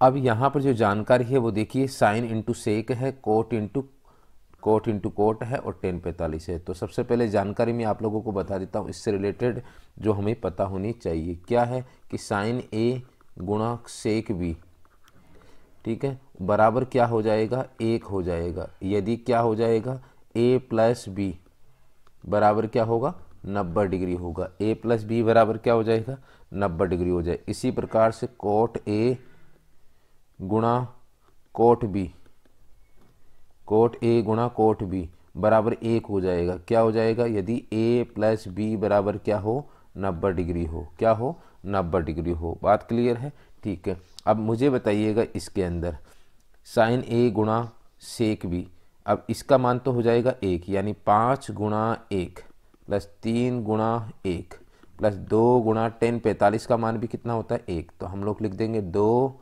गुणा 1, तो कुल मिला के मेरे पास आएगा 5, मैं लिख दूंगा 5 प्लस 3 प्लस 2, कुल मिला के हो गए मेरे पास 10, और ये 10 हो गए। तो मेरे पास जो इसका जो सही आंसर हो जाएगा वो हो जाएगा मेरे पास, ये हो जाएगा बी ऑप्शन। बी ऑप्शन इसका सही आंसर आ जाएगा। नेक्स्ट क्वेश्चन देखिएगा, नेक्स्ट क्वेश्चन है हमारे पास में 53 नंबर का, सेरीकल्चर शब्द निम्नलिखित में से किससे संबंधित है? तो इससे रिलेटेड भी काफ़ी क्वेश्चन पूछे जाते हैं। तो सेरीकल्चर शब्द किससे रिलेटेड है? ये है हमारे पास में रेशम की खेती से रिलेटेड है। तो सही आंसर आ जाएगा बी ऑप्शन। लेकिन अगर आपको मछली पालन से रिलेटेड अगर पूछा जाए, किससे पूछा जाए? तो मछली पालन से रिलेटेड पूछा जाए तो इसको बोलेंगे पीसी कल्चर। क्या बोलेंगे? PC culture. ठीक है, इसको बोलेंगे किस? PC culture. ठीक है, और अगर आप लोगों को देखिए यहाँ पर एपीकल्चर, मधुमक्खी पालन के लिए क्या लिखेंगे? एपीकल्चर। ठीक है, ये लिख देंगे। इसके बाद हमारे पास अगला क्वेश्चन है, एक त्रिभुज के कोण क्या है? 2x 3x - 8 5x - 12। तो एक त्रिभुज होता है, ये त्रिभुज मान लेते हैं ए बी और सी। ठीक है, इसमें जो कोण दिए गए हैं वो एक कोण तो दिया है 2x, दूसरा कोण जो दिया गया है वो दिया है 3x - 8, और तीसरा जो कोण दिया गया है वो दिया है 5x - 12। ये दिया गया है। ठीक है, ये हमें दिया गया है। ठीक है, 5x - 12। अब आप देखिए त्रिभुज के तीनों कोणों का योग कितना हो जाएगा?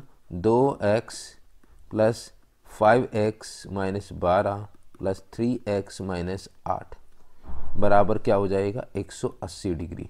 अब 3x 5x 2, ठीक है, 8x 9x 10x 10x minus के 20 बराबर 180। जब हम लोग इसको ऐड करेंगे तो 10x बराबर हो जाएगा 200 हो जाएंगे। तो x बराबर कितना हो जाएगा? 20 हो जाएगा। x बराबर कितना हो जाएगा? 20 हो जाएगा। सबसे बड़े कोण की माप कितनी होगी? तो सबसे बड़ा कोण तो ये है। इसका मतलब क्या हुआ? यहाँ पर रख देंगे 5 × 20 - 12। तो ये मेरे पास आ जाएगा 100 में से 12 गए तो 88 डिग्री। यानी कौन सा ऑप्शन हो जाएगा? बी ऑप्शन हमारे पास सही आंसर हो जाएगा। बी ऑप्शन सही आंसर हो जाएगा। नेक्स्ट क्वेश्चन है मेरे पास यहाँ पर, एक सिलेंडर की ऊंचाई 14 सेंटीमीटर और वक्र पृष्ठीय क्षेत्रफल 528 है। तो मुझे बताओ वक्र पृष्ठीय क्षेत्रफल। अब सिलेंडर का वक्र पृष्ठीय क्षेत्रफल जो होता है वो होता है 2πRh। क्या होता है? 2πRh बराबर 528 है। कितना है? 528 है। अब हम लोग इसको सोल्व करेंगे तो यहाँ पर 2 गुणा पाई का मान 22/7 × r का मान तो निकालना ही है, और h का मान 14 बराबर 528 है। अब हम लोग इसको सोल्व करेंगे।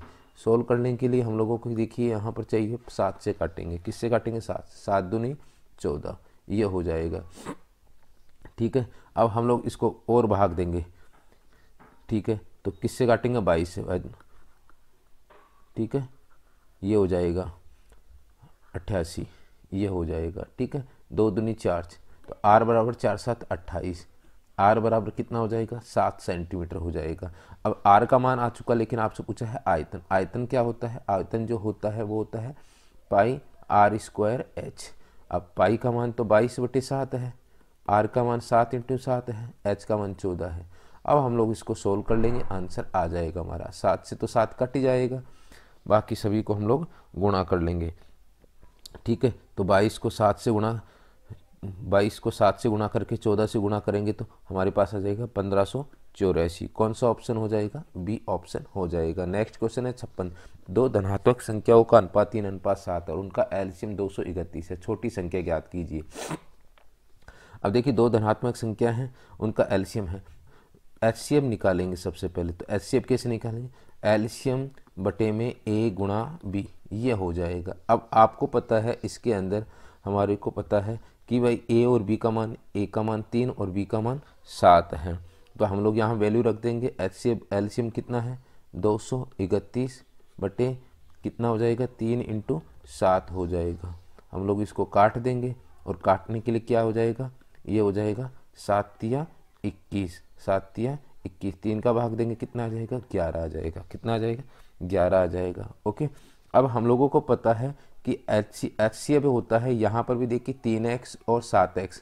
ये जो एचसीएफ है उसे ही हम लोग क्या मानेंगे? x मानते हैं, क्योंकि x ही होता है एचसीएफ जो होता है, क्योंकि हाईएस्ट कॉमन फैक्टर से ही अनुपातों को मल्टीप्लाई करते हैं। तो जब x का मान यहाँ रखेंगे तो यहाँ रखेंगे x का मान 11 से गुणा करेंगे, इसको भी 11 से गुणा करेंगे, तो ये हो जाएगा 33 आ जाएगा और 77 हो जाएगा। ठीक है, तो छोटी संख्या क्या होगी, ये देखिएगा क्या हो जाएगा, छोटी संख्या क्या होगी, तो छोटी संख्या हमारे पास क्या है 33, यानी कौन सा ऑप्शन हो जाएगा, डी ऑप्शन हमारे पास आंसर आ जाएगा, डी ऑप्शन हमारे पास आंसर आ जाएगा। इसके बाद नेक्स्ट क्वेश्चन है, खेलो इंडिया यूथ गेम 2020 किस शहर में आयोजित किए गए थे। इसका जो सही आंसर है वो है गुवाहाटी में। देखिए 2020 में गुवाहाटी में आयोजित किए गए थे, पर यह याद रखना कि 2024 का आपको याद रखना है। ठीक है, तो इम्पोर्टेंट ये रहेगा कि 2024 को कहाँ आयोजित किया गया था, तो ये तमिलनाडु में किया गया था। कहाँ, तमिलनाडु में। ठीक है, तो 2024 में तमिलनाडु में आयोजित किए गए थे। ओके, चलिए तो अब देखिए यहाँ शुभंकर क्या है, वीरा मंगाई वेलू नचियार, तो इसका शुभंकर भी याद रखना, क्या है शुभंकर, ये इम्पोर्टेंट है शुभंकर। और शुभंकर क्या है, ये है इसका वीरा मंगाई वेलू, वीरा मंगाई वेलू नाचियार। ठीक है, तो ये दो इम्पोर्टेंट है, यहाँ से कोई ना कोई क्वेश्चन जरूर पूछ लिया जाएगा। खेलो इंडिया यूथ गेम्स 2020 है तो 2024 में कहाँ आयोजित किया गया, तमिलनाडु में, और इसका शुभंकर क्या, वीरा मंगाई वेलू नाचियार। अगला क्वेश्चन है 58 नंबर का, क्या है, सामान्य तौर पर केंद्रीय प्रवृत्ति को मापने में सबसे उपयुक्त औसत मूल्य क्या होता है। सबसे उपयुक्त औसत मूल्य क्या होता है, देखिए वो है माध्य। ओके, महारत्न केंद्रीय सार्वजनिक क्षेत्र उपक्रमों की सूची में निम्नलिखित में से कौन सी कंपनी शामिल है। तो इसका जो सही आंसर आ जाएगा वो हमारे पास आ जाएगा कोल इंडिया लिमिटेड। याद रखिए महारत्न में शामिल कुल मिला के 13 कंपनियां हैं। महारत्न में कितनी है, 13 कंपनीज हैं।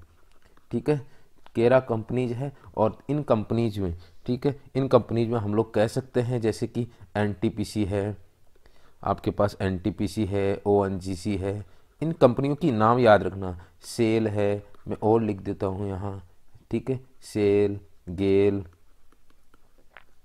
IOCL, कुल मिला के 13 कंपनियाँ। CIL कुछ इंपॉर्टेंट है जो मैं आप लोगों को लिख देता हूँ, BPCL। ओके, इसके अलावा हम लोग HPCL भी ले लेते हैं, HPCL, PGCIL, PGCIL, इस प्रकार से। ओके, कुछ और कंपनी है जैसे ग्रामीण विद्युतीकरण निगम, Power Finance Corporation, Oil India Limited, ये है। ओके, साथ में हम लोग कह सकते हैं कोल इंडिया लिमिटेड। ओके, चलिए तो आगे देखिए हम लोगों के पास अगला क्वेश्चन, भारत किन दो शहरों के बीच में पहली semi high speed train Vande Bharat express चलती है। तो इसका जो सही आंसर है वो है नई दिल्ली और वाराणसी जंक्शन के बीच में। तो देखिए इससे रिलेटेड क्वेश्चन भी आप लोगों को याद रख लेना है। अगला क्वेश्चन है हमारे पास में, चित्रकला की पट्टचित्र शैली निम्नलिखित में से किस राज्य की सबसे पुरानी लोकप्रिय कला है। तो इसका जो सही आंसर आ जाएगा वो है ओडिशा। क्या है, ओडिशा, ओडिशा है। अब बात करते हैं, अगर हम लोग बात करते हैं राजस्थान की, राजस्थान में क्या है, मांडनो। क्या है, राजस्थान की जो प्रसिद्ध कला है वो है मांडना। ठीक है, अगर हम लोग बात करते हैं बिहार, बिहार के लिए मधुबनी। क्या है, बिहार के लिए है मधुबनी। ओके, अब बात करते हैं हम लोग आंध्र प्रदेश की, आंध्र प्रदेश के लिए बुर्रा खता, ये है बुर्रा कथा, आंध्र प्रदेश के लिए बुर्रा खता, इस तरह से याद करते हैं। ओके, और इसमें देखिए पट्टचित्र किसके लिए, ओडिशा के लिए है। इसके बाद हमारे पास अगला क्वेश्चन है, निम्नलिखित में से कौन भारत के सबसे युवा राष्ट्रपति है। तो इसमें जो सही आंसर आएगा श्री नीलम संजीव रेड्डी आंसर आएगा। कौन आएगा, श्री नीलम संजीव रेड्डी आंसर आ जाएगा। अब आप लोगों को ये भी पता होना चाहिए कि डॉक्टर S राधाकृष्ण हैं। कौन है, ये है भारत के पहले उपराष्ट्रपति है। डॉक्टर राजेंद्र प्रसाद भारत के पहले राष्ट्रपति थे। ओके, चलिए तो हम लोग अब अगले क्वेश्चन की तरफ बढ़ जाते हैं। अगला क्वेश्चन है, लाफ्टर निम्न में से दिए गए शब्द के अक्षरों का उपयोग करके नहीं बनाया जा सकता। यह है लाफ्टर है, नहीं बनाया जा सकता, इसमें यह पूछा जा रहा है। तो कौन सा नहीं बनाया जा सकता, जी हमें दिखाई दे रहा है, R यहाँ पर है, U है और N भी, N है इसमें, तो N नहीं है। तो इसमें जो आंसर आ जाएगा वो पहला ही आ जाएगा, ये नहीं बनाया जा सकता। अब देखिए GAT इन अक्षरों से बनाया जा सकता है, हैट इन अक्षरों से बनाया जा सकता है, रेट इन अक्षरों से बनाया जा सकता है।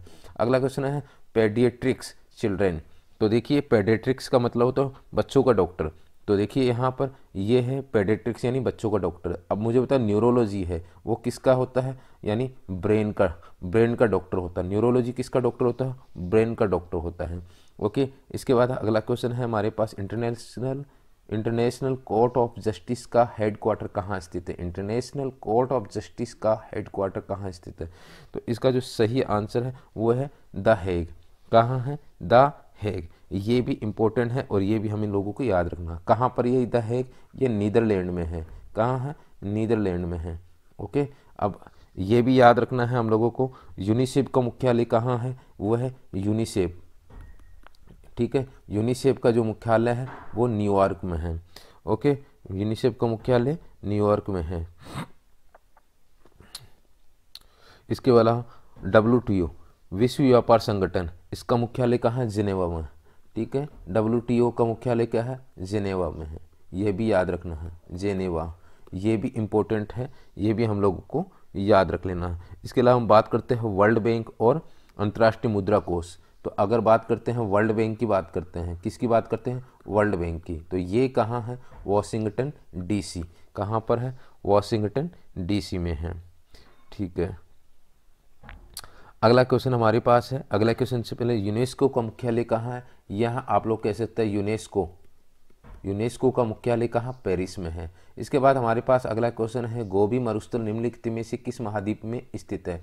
तो इसका जो सही आंसर आ जाएगा वो है एशिया महाद्वीप के अंदर स्थित है। कहाँ स्थित है, गोबी मरुस्थल है वो यहाँ पर मंगोलिया और चीन में स्थित है। कहाँ पर है, मंगोलिया और चीन में स्थित है। और एशिया का सबसे बड़ा मरुस्थल है, कौन सा है, एशिया का सबसे बड़ा मरुस्थल कौन सा है, एशिया का सबसे बड़ा कह सकते हैं इसको, मरुस्थल है। कौन है, गोबी मरुस्थल है। ठीक है, अब बात करते हैं सबसे बड़ा, विश्व का सबसे बड़ा मरुस्थल कौन सा है, सहारा मरुस्थल, जो कहाँ है, उत्तरी अफ्रीका में स्थित है।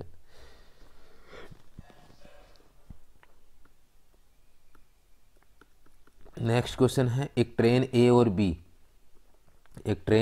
और B, दो स्थान है, उनकी तरफ चलना शुरू करती है, 50 किलोमीटर प्रति घंटे की चाल से निकलती है।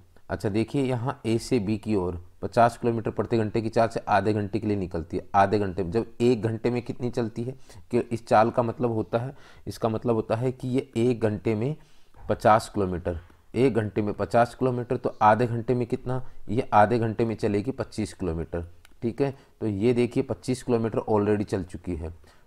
ठीक है, अब देखिए यहाँ अन्य ट्रेन B किस चाल से चलती है, वो 150 किलोमीटर प्रति घंटे की चाल से चलती है। 150 किलोमीटर प्रति घंटे की चाल से चलती है। और ये किस चाल से चलती है, ये होती है 50 किलोमीटर प्रति घंटे की चाल से। दोनों स्टेशनों के बीच में टोटल जो दूरी है वो है 725 किलोमीटर। ठीक है, अब 725 में 25 निकाल दें तो कितनी आ जाएगी, 700 किलोमीटर की दूरी आ जाएगी। कितनी आ जाएगी, 700 किलोमीटर की दूरी आ जाएगी। बात क्लियर है।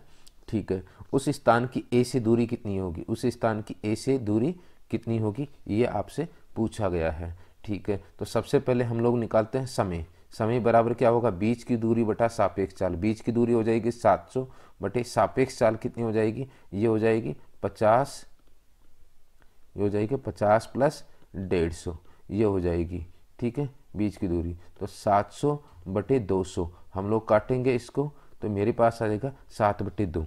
ये तो हमारे पास टाइम आ चुका है। लेकिन आपसे पूछा गया A से दूरी, तो मुझे बताओ A से टोटल समय कितना लगा है, टोटल टाइम। ठीक है, टोटल टाइम जो लगा है वो लगा है, आधा घंटा पहले लग गया, 7/2 अब लग गया, तो कुल मिला के 4 घंटे लग चुके हैं। ठीक है, इसको सोल्व करेंगे तो 4 घंटे आ जाएंगे, 1/2 और 7/2। अब मुझे बताओ दूरी, A से दूरी क्या है, A से दूरी पूछा है, दूरी बराबर 4 इंटू समय। कहाँ, A से दूरी बराबर 4 इंटू समय होता है। चाल कितनी है बताओ यहाँ पर, तो 50 किलोमीटर प्रति घंटा, समय 4 घंटे, तो कुल मिला के 200 किलोमीटर की दूरी तय की है। कितनी, 200 किलोमीटर की। कौन सा ऑप्शन हो जाएगा, A ऑप्शन हमारे पास आ जाएगा। किसी समचतुर्भुज के आसन कोणों का अनुपात दिया गया है 3:6, जिसको थोड़ा और काटेंगे, 3 एकम 3, 3 दूनी 6, 1:2 हो जाएंगे। क्या हो जाएंगे, 1:2 हो जाए। समचतुर्भुज के सबसे छोटे कोण की माप। अब आप देखिएगा, एक समचतुर्भुज होता है और उसके 2 आसन कोण होते हैं, दोनों आसन कोणों का योग क्या होता है, 180 डिग्री होता है। तो यहाँ पर x + 2x, ठीक है, इनको x मान लेंगे और इसको 2x मान लेंगे, राइट, अनुपातों को, तो बराबर 180। तो मुझे बताओ यहाँ पर मैं कह सकता हूँ 3x बराबर 180, 3 का भाग देंगे तो x बराबर कितना आ जाएगा 60 डिग्री। तो आपसे पूछा गया छोटे कोण की माप, तो बताओ छोटे कोण की माप क्या होगी। अगर मैं यहाँ वैल्यू रखूँगा तो यहाँ तो हो जाएगा 60 और यहाँ हो जाएगा 60, 2 × 60 यानी 120। तो छोटे कोण की माप हो जाएगी 60 डिग्री। अगला क्वेश्चन है मेरे पास यहाँ राज तरंगिणी के लेखक कौन है। 69 नंबर का क्वेश्चन है, राज तरंगिणी के लेखक कौन है। तो इसके लेखक कौन है, इसके लेखक है कल्हण। कौन सा ऑप्शन हो जाएगा, डी ऑप्शन हो जाएगा। क्या करना है, थोड़ा समझदारी से काम करना पड़ेगा। 5, 6, 7 इन सबको जोड़ेंगे, सबको ऐड करेंगे तो कितना हो जाएगी, ये हो जाएंगे 18। 18 का क्या करना है, स्क्वायर। फिर इसी प्रकार से वापस से आप लोग इन्हीं को गुणा करेंगे।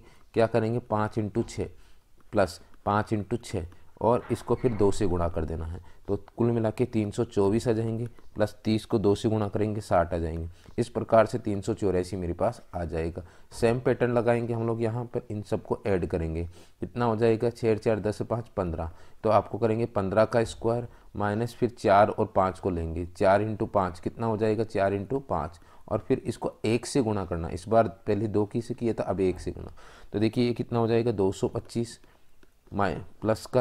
प्लस का कितना हो जाएगा, 20 प्लस का 20 हो जाएगा तो 245 हो जाएगा। इस बार वापस करना है, सभी को ऐड करना है आप लोगों को। तो 3 और 4 7, 7 और 5 12, ये हो जाएगा 12 का स्क्वायर। अब किससे गुणा करना है, 3 और 4 से गुणा करना है, प्लस 3 × 4 और देखिए इनको किससे गुणा करना है, 0 से। तो ये कितना हो जाएगा, 144। कौन सा हो जाएगा, ये हो जाएगा 144। तो सही आंसर कौन सा हो जाएगा मेरे पास, ए ऑप्शन आ जाएगा। कौन सा आ जाएगा, ए ऑप्शन आ जाएगा। ओके, ए ऑप्शन आ जाएगा। 71 नंबर, पानीपत का दूसरा युद्ध अकबर और हेमी के बीच किस वर्ष हुआ था। Very very most important question है। पानीपत का दूसरा युद्ध अकबर और हेमू के बीच किस वर्ष हुआ था, ये इंपॉर्टेंट क्वेश्चन है। तो इसका जो सही आंसर आ जाएगा वो आ जाएगा हमारे पास में डी। ठीक है, 1556 ईस्वी में। कब हुआ था, पानीपत का दूसरा युद्ध 1556 ईस्वी में हुआ था। अब बात करते हैं पानीपत का प्रथम युद्ध कब हुआ था। तो पानीपत का जो प्रथम युद्ध हुआ था 21 अप्रैल, ये होता है 21 अप्रैल 1526 को हुआ था। ये भी याद रखना है, 21 अप्रैल 1526 किस किस के बीच में हुआ था, ये हुआ था बाबर और इब्राहिम लोदी के बीच में हुआ था। ठीक है, इब्राहिम लोदी के बीच हुआ था। ठीक है, अब बात करते हैं हम लोग पानीपत की दूसरी लड़ाई 1556 ईस्वी 5 नवंबर और याद रख लेना। क्या रखना, 5 नवंबर याद और रख लेना। अगर हम बात करते हैं यहाँ हल्दीघाटी का युद्ध हुआ था 18 जून 1576 में। किस किस के बीच में हुआ था, महाराणा प्रताप और अकबर के बीच में। किसके, महाराणा प्रताप और किसके बीच में, अकबर के बीच में। ये भी हमें याद रख लेना। ये बस इंपॉर्टेंट क्वेश्चन है, very very most important question है।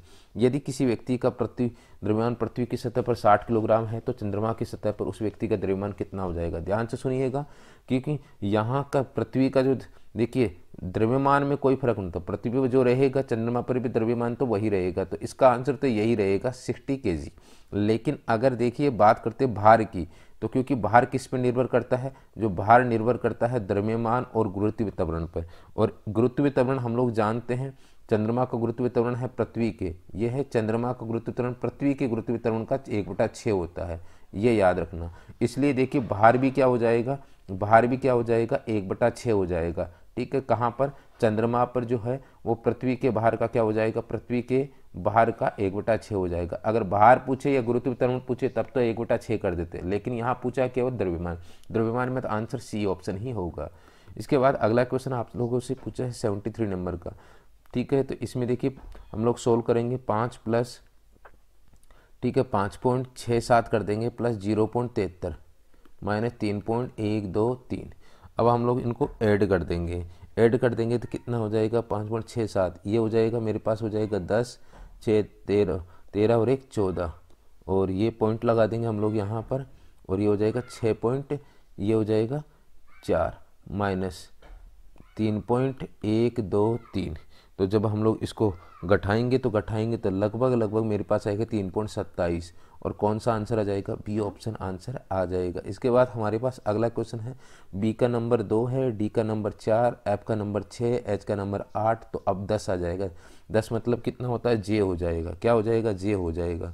नेक्स्ट हम लोग और देखते हैं, तो ये हो जाएगा 26, तो 25, 25 तो 24, 24 तो 23, 23 तो कितना हो जाएगा 22, और 22 के लिए क्या होता है, वी होता है।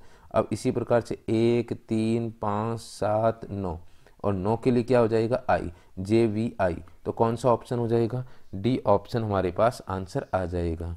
निम्नलिखित में से कौन सा देश संयुक्त राष्ट्र सुरक्षा परिषद का स्थायी सदस्य नहीं है। हम लोगों को पता है 5 ऐसे सदस्य देश हैं, ठीक है, जो कि संयुक्त राष्ट्र सुरक्षा परिषद के स्थायी सदस्य हैं।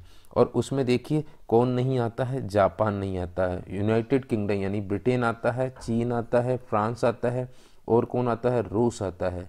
ठीक है, कौन आता है, रूस आता है। इसमें ध्यान रखनी है। तो कौन नहीं आता इसमें नहीं आता है हमारे पास, जापान नहीं आता है।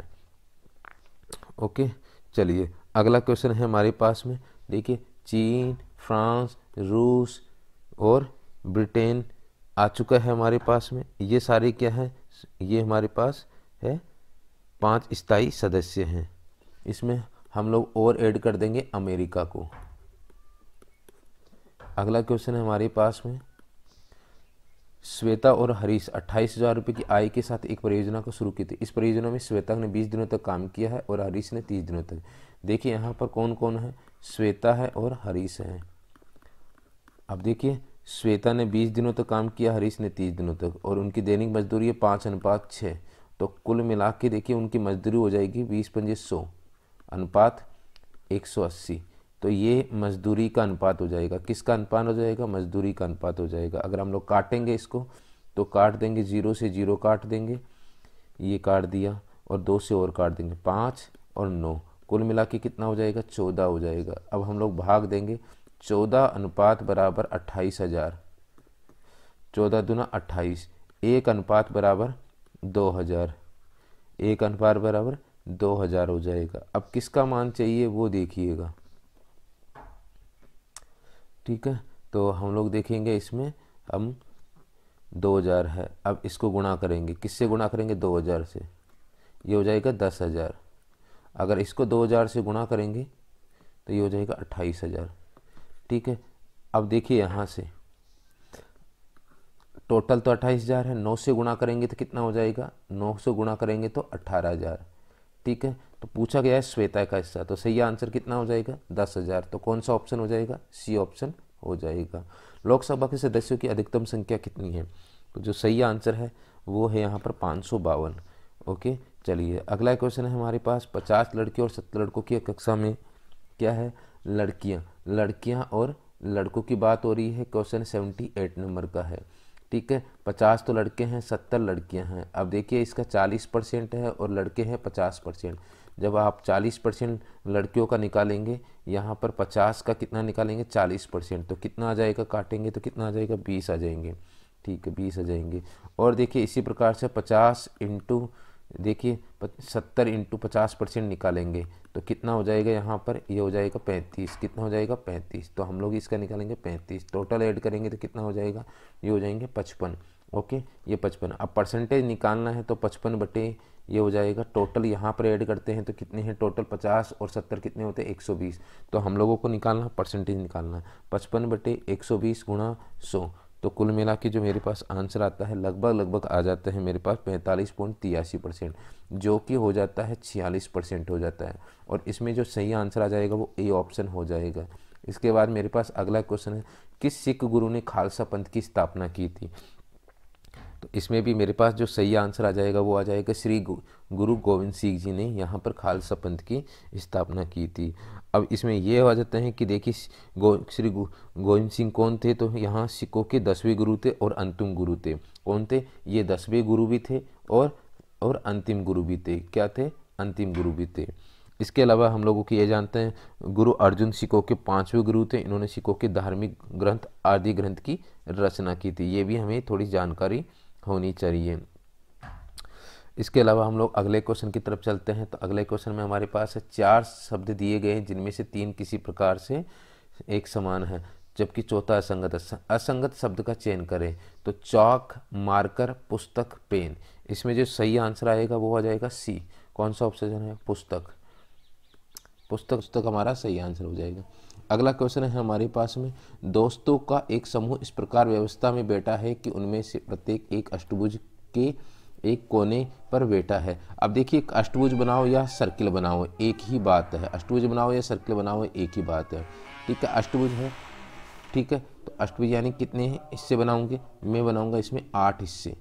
ठीक है, अष्टभुज बनाओ या सर्किल बनाओ एक ही बात रहेंगे, क्योंकि 8 हिस्से बना देंगे हम लोग। अब बोला गया है सभी केंद्र की ओर मुंह करके बैठे हैं। मेघा राधा के विकटता सामने बैठी है। मेधा सीमा के बाईं ओर बैठी है। अब देखो, आगे की तरफ जाएंगे तो हम लोगों के पास क्या आ जाएगा? बायां। ठीक है, और पीछे की तरफ जाएंगे तो ये हो जाएगा दायां। अब ये बोला गया है कि मेधा सीमा के बाईं ओर। देखिए, मैं यहाँ सीमा को बैठा देता हूँ। ठीक है, और मेधा कहाँ बैठी है? बाईं ओर। बाईं ओर मतलब आगे की ओर, यानी यहाँ कौन बैठेगी? मेधा। यहाँ कौन बैठेगी? मेधा बैठेगी। ठीक है, इसके बाद आगे देखिए, रमन सीमा के बगल में। रमन सीमा के, यानी यहाँ कौन बेटा है? रमन बेटा है। रमन सीमा के बगल में और गोविंद के सामने, यानी देखिए सामने कौन बेटा है? गोविंद। कौन बेटा है? गोविंद। ये ध्यान रखना। ठीक है, अब आगे बोला है गोविंद चंद्रा के दाईं ओर बेटा है। गोविंद क्या बेटा है? चंद्रा की, यानी यहाँ पर कौन बेटा होगा? यहाँ पर चंद्रा बेटी होगी। कौन बेटी होगी? चंद्रा। ठीक है, इस जगह पर चंद्रा बेटी है।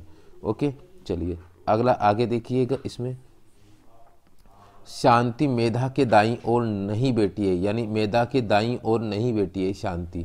ठीक है, तो यहाँ तो क्या हो जाएगा? शांति बाईं ओर तो बैठ ही सकती है। कहाँ बैठ सकती है? बाईं ओर तो बैठ ही सकती है, दाईं ओर नहीं बैठी है, तो आप यहाँ बैठा दीजिए शांति को।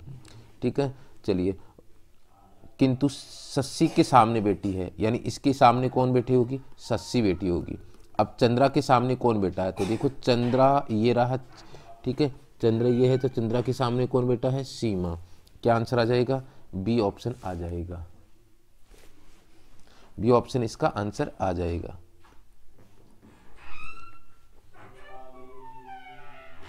आगे देखिए, अगला क्वेश्चन है हमारे पास में, एक धनराशि का 10% वार्षिक दर से 2 वर्ष का साधारण ब्याज 500 रुपये है। समान समय के लिए समान दर पर समान राशि पर चक्रवर्ती ब्याज क्या होगा? अब देखो, ऐसा ही बराबर क्या होता है? PRT/100। हम लोग इससे पहले क्या निकालेंगे? इसका मूलधन निकालेंगे। ब्याज दे रखा है 500, मूलधन निकालना है। दर देखिए 10%।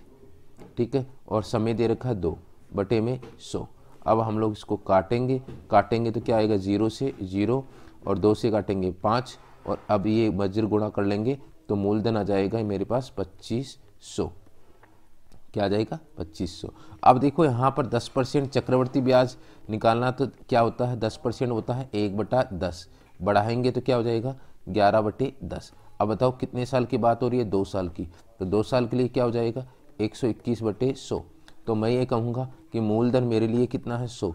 तो मिश्रधन कितना हो जाएगा? मिश्रधन हो जाएगा 121। और इसी के आधार पर हम लोग ये कह सकते हैं कि जो CI है वो हो जाएगा 21। अब आपको निकालना CI। मूलधन दिया है, क्या दिया है? मूलधन दिया है 100 बराबर 100 बराबर कितना दे रखा है? 2500।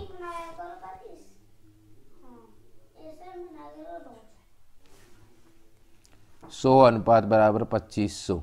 ठीक है, तो 1 बराबर कितना आएगा? 25। तो 21 बराबर क्या आएगा? 25 × 21, ये आ जाएगा।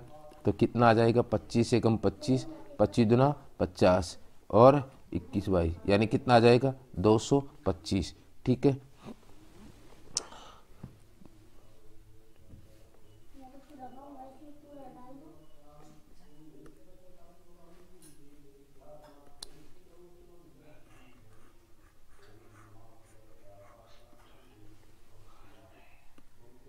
अब देखिए 1 बराबर कितना हुआ? 25। तो 21 बराबर कितना हो जाएगा? 25 × 21, और ये आ जाएगा 25 से कम 25 और 25 दूना 50, 51 52, 525 मेरे पास ठीक है, अगला क्वेश्चन है मेरे पास, सुकन्या समृद्धि योजना क्या है? लड़कियों में आत्मरक्षक कौशल विकसित करने की योजना, 10वीं कक्षा में पढ़ने वाली लड़कियों के लिए साइकिल प्रदान करने की योजना, बालिकाओं के लिए एक लघु जमा योजना, महिलाओं को रोजगार देने वाले कौशल प्रदान करने की योजना।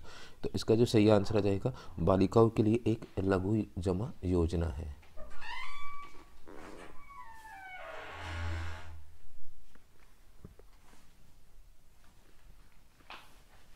कंप्यूटर के किस भाग को उसका मस्तिष्क कहा जाता है? तो उसका सही आंसर है CPU, central processing unit. Computer के किस भाग को मस्तिष्क कहा जाता है? सीपीयू को मस्तिष्क कहा जाता है। 85 नंबर का क्वेश्चन, मुकेश के सामने की ओर दक्षिण दिशा होती है। मुकेश है और इसके जो सामने की दिशा है वो दक्षिण दिशा है। वह 5 किलोमीटर चलता है, 5 किलोमीटर चल लिया है और वहाँ से वह दाईं ओर मुड़ गया। दाईं ओर किधर मुड़ेगा? इस तरफ। ठीक है, 90 डिग्री के कोण पर मुड़ा और 5 किलोमीटर फिर चल लिया। उसके बाद में फिर वह बाईं ओर मुड़ गया। बाईं ओर मतलब नीचे की तरफ। ठीक है, लेकिन नीचे की तरफ मुड़ा तो है, लेकिन कितने डिग्री मुड़ा है? 45 डिग्री। तो देखिए यहाँ से अगर वो 45 डिग्री मुड़ता है तो 45 डिग्री देखिएगा क्या हो जाएगा, अगर पूरा है तो ऐसे 45 डिग्री जाएगा। ठीक है, ये 45 डिग्री। ठीक है, तो ये 45 डिग्री मुड़ चुका है और कितना किलोमीटर? 3 किलोमीटर। कितना किलोमीटर? 3 किलोमीटर। अब ये पूछा गया है कि प्रारंभिक स्थान से उसका अंतिम स्थान से दूरी कितनी है। ठीक है, सॉरी, दिशा कौन सी है? वह है अपनी वास्तविक स्थिति से किस दिशा में होगा। तो इसका जो सही आंसर होगा वो हो जाएगा, देखिए ये तो हो गई उसकी दक्षिण दिशा और ये हो गई उसकी पश्चिम दिशा। ठीक है, तो अभी जो है प्रारंभिक स्थान से अभी कौन सी दिशा में है? अभी ये है दक्षिण पश्चिम। कौन सी दिशा है? ये आ जाएगी दक्षिण और पश्चिम। ठीक है, तो सही आंसर कौन सा हो जाएगा? दक्षिण पश्चिम। कौन सा ऑप्शन हो जाएगा? ए ऑप्शन हमारा सही आंसर हो जाएगा। अगला क्वेश्चन है हमारे पास में, उस विकल्प को चयन करें।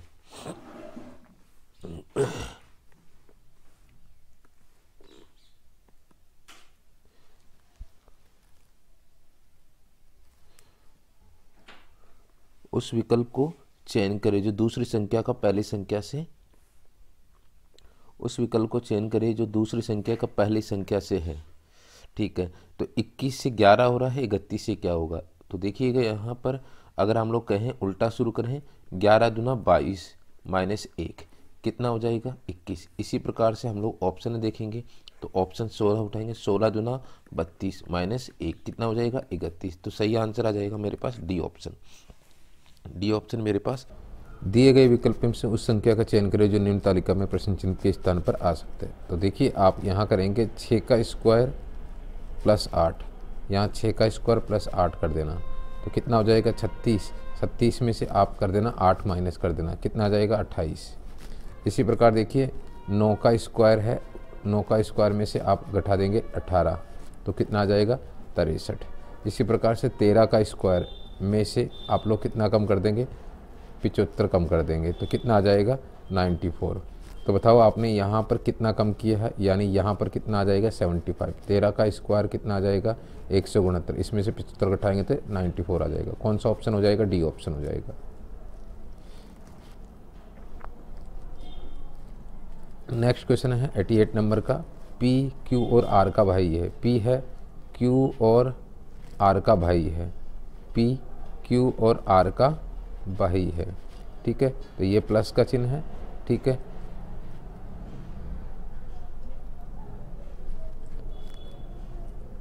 अगला क्वेश्चन है पी क्यू और आर का भाई है। पी है, ये है प्लस का चिन्ह है और किस किस का भाई है? पी और क्यू और आर का भाई है। क्यू और आर का भाई है, लिख दिया।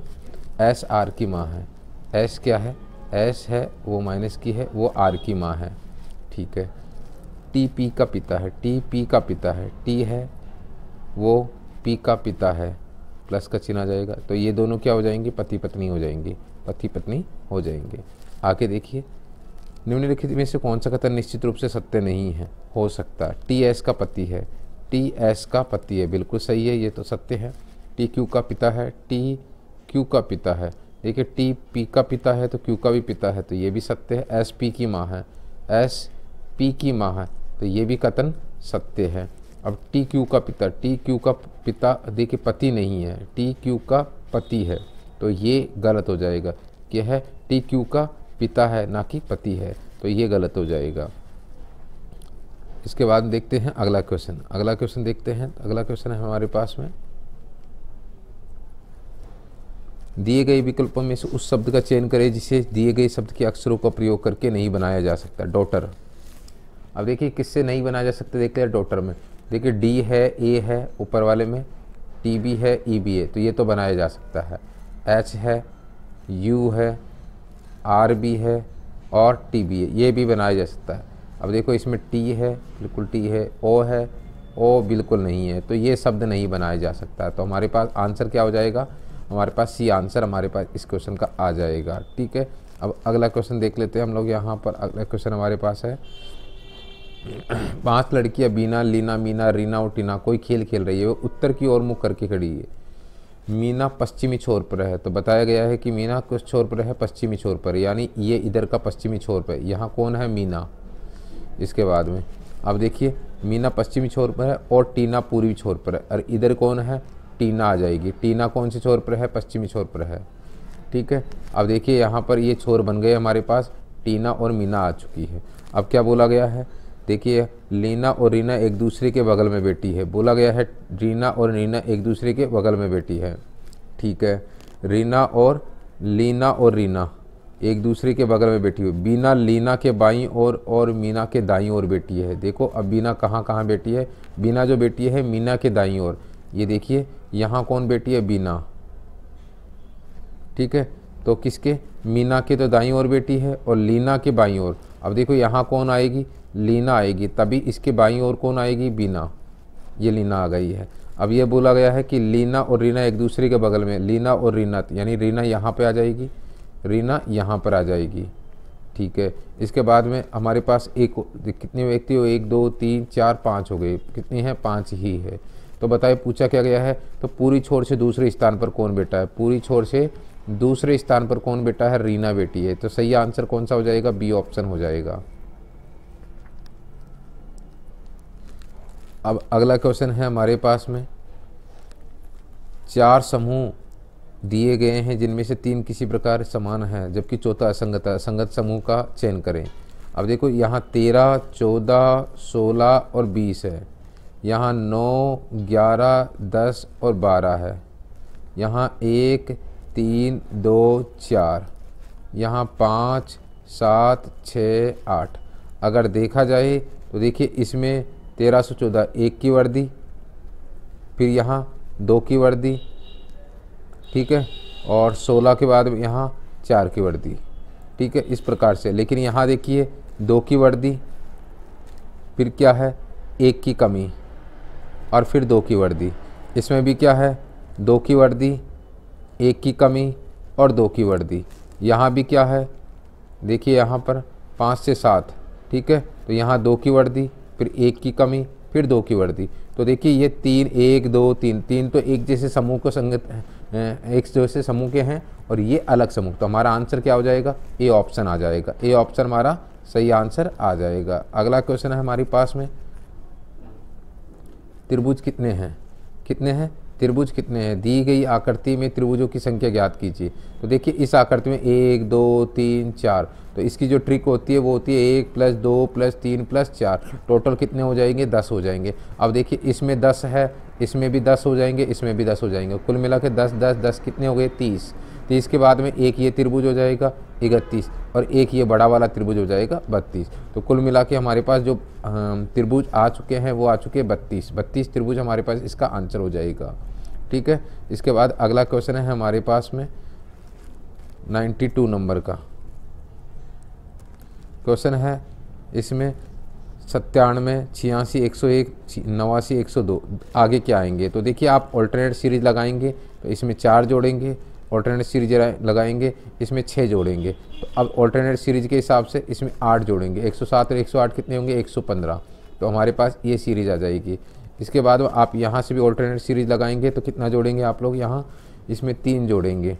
ठीक है। इसमें 3 जोड़ेंगे तो इसमें कितने जोड़ेंगे, इसमें आप यहाँ पर 5 जोड़ेंगे, 3 5 हो जाएंगे तो कितना हो जाएगा 94। तो सही आंसर आ जाएगा 94 115। तो हमारे पास इसका सही आंसर हो जाएगा। इसके बाद में हमारे पास अगला क्वेश्चन है, और क्या है, एक पंक्ति में क्या है, एक पंक्ति में दीप्ति और मोहन का स्थान क्रम से बाईं ओर से 14वां स्थान, दाईं ओर से 9वां स्थान है।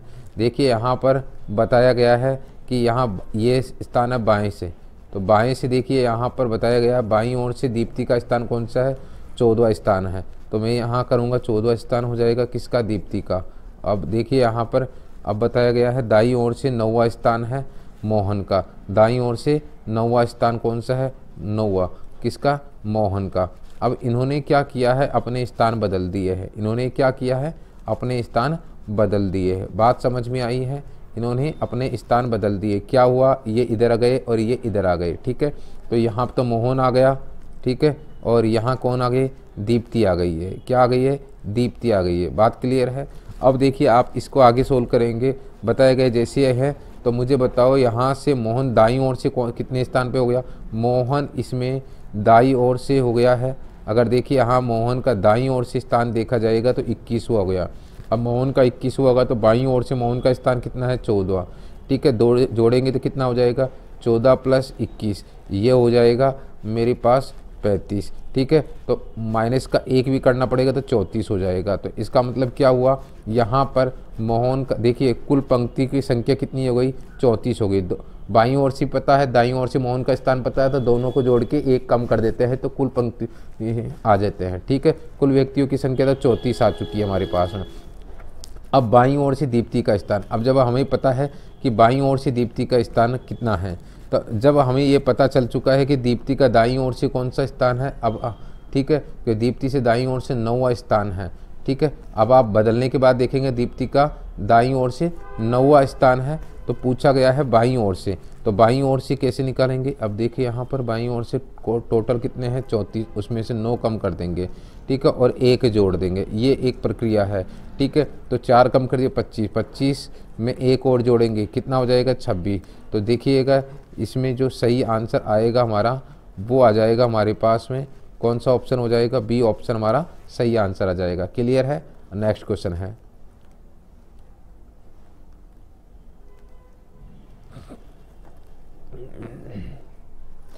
अब बोला गया है देखिए कौन सा असंगत है।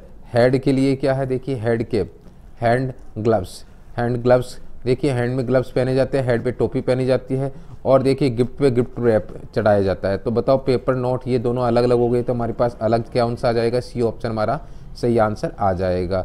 इसके बाद में हमारे पास अगला क्वेश्चन है, वो देखिएगा 96 नंबर का क्वेश्चन है। बताया गया है कि सभी गुलाब लाल है, तो क्या हो जाएगा यहाँ पर, सभी गुलाब, क्या लिखूँगा मैं, गुलाब, सभी गुलाब क्या है, लाल है, सभी गुलाब क्या है, लाल है, तो लाल कर देंगे, सभी गुलाब लाल है।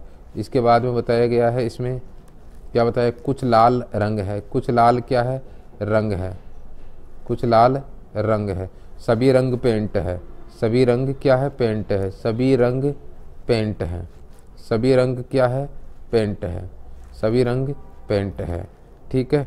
चलिए तो अब देखिएगा यहाँ कुछ लाल पेंट है, सही है कि नहीं है, कुछ लाल पेंट है, ये बिल्कुल सही है, लाल वाला पेंट को काटा है। सभी लाल गुलाब है, सभी लाल गुलाब है क्या, नहीं बिल्कुल नहीं है। देखिए सभी गुलाब लाल है लेकिन सभी लाल गुलाब नहीं है, तो ये क्या हो जाएगा, गलत। तो सही आंसर आ जाएगा केवल निष्कर्ष 1 पालन करता है। उसके बाद देखिएगा अगला क्वेश्चन हमारे पास है, क्या है देखिएगा, 5 छात्र एक पंक्ति में बैठे हैं। सुनील न तो आस्था के और ना ही श्याम के बगल में बैठा है। आस्था श्याम के बगल में बैठी है और वह पंक्ति के बाएं सिरे पर बैठी है, यानी पंक्ति के बाएं सिरे पर कौन बैठी है, आस्था यहाँ बैठी है, आस्था यहाँ बैठी है, ठीक है।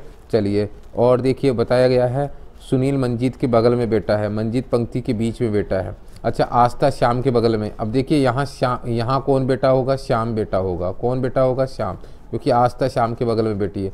और देखिए यहाँ बीच में कौन बैठा है, मंजीत, क्योंकि बीच में कौन बैठा है, मंजीत, ठीक है, मंजीत बीच में बैठा है। सुनील मंजीत के बगल में बैठा है, इसका मतलब देखिए मंजीत के बगल में कौन बैठा है, सुनील। अब देखिए यहाँ पर लास्ट में कौन बच गया है, जो बच गया है वो लास्ट में बैठ जाएगा। वह अमिता के बगल में नहीं बैठा है, ठीक है। अब देखिए यहाँ अमिता, अब लास्ट में कौन बच गया है, अमिता, तो अमिता यहाँ बैठ जाएगी, ठीक है। पूछा क्या गया है आपसे, इनमें से कौन सुनील के बगल में बैठा है, सुनील के बगल में कौन बैठा, मंजीत और अमिता, तो सही आंसर आएगा मंजीत, सुनील के बगल में मंजीत और अमिता। मंजीत और अमिता कौन सा ऑप्शन आ जाएगा, सी ऑप्शन आंसर आ जाएगा।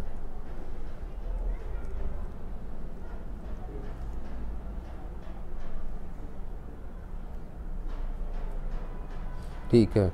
अब देखिए यहाँ पर इस क्वेश्चन का क्या आंसर आएगा, तो देखिएगा यहाँ पर अब हम लोग क्या करेंगे, 6 को 9 से गुणा करेंगे 54 प्लस का 1 कितना आ जाएगा 55, 5 को 5 से गुणा करेंगे, ठीक है, कितना आएगा 25 प्लस का 1 कितना आ जाएगा 26। अब देखिए हम लोग करेंगे 1, देखिए 1 को किससे गुणा करेंगे 3 से, प्लस का 1 कितना हो जाएगा, कितना हो जाएगा यहाँ 4, ठीक है। तो आंसर आ जाएगा बी ऑप्शन आ जाएगा, कौन सा आ जाएगा, बी ऑप्शन आ जाएगा, ठीक है। अगला क्वेश्चन है यहाँ पर 5, इसमें जोड़ेंगे 7, इसमें जोड़ेंगे 9, इसमें जोड़ेंगे 11, तो आ जाएगा मेरे पास 26 और 11 कितने हो जाएंगे 37, तो इसका आंसर आ जाएगा ए ऑप्शन आ जाएगा।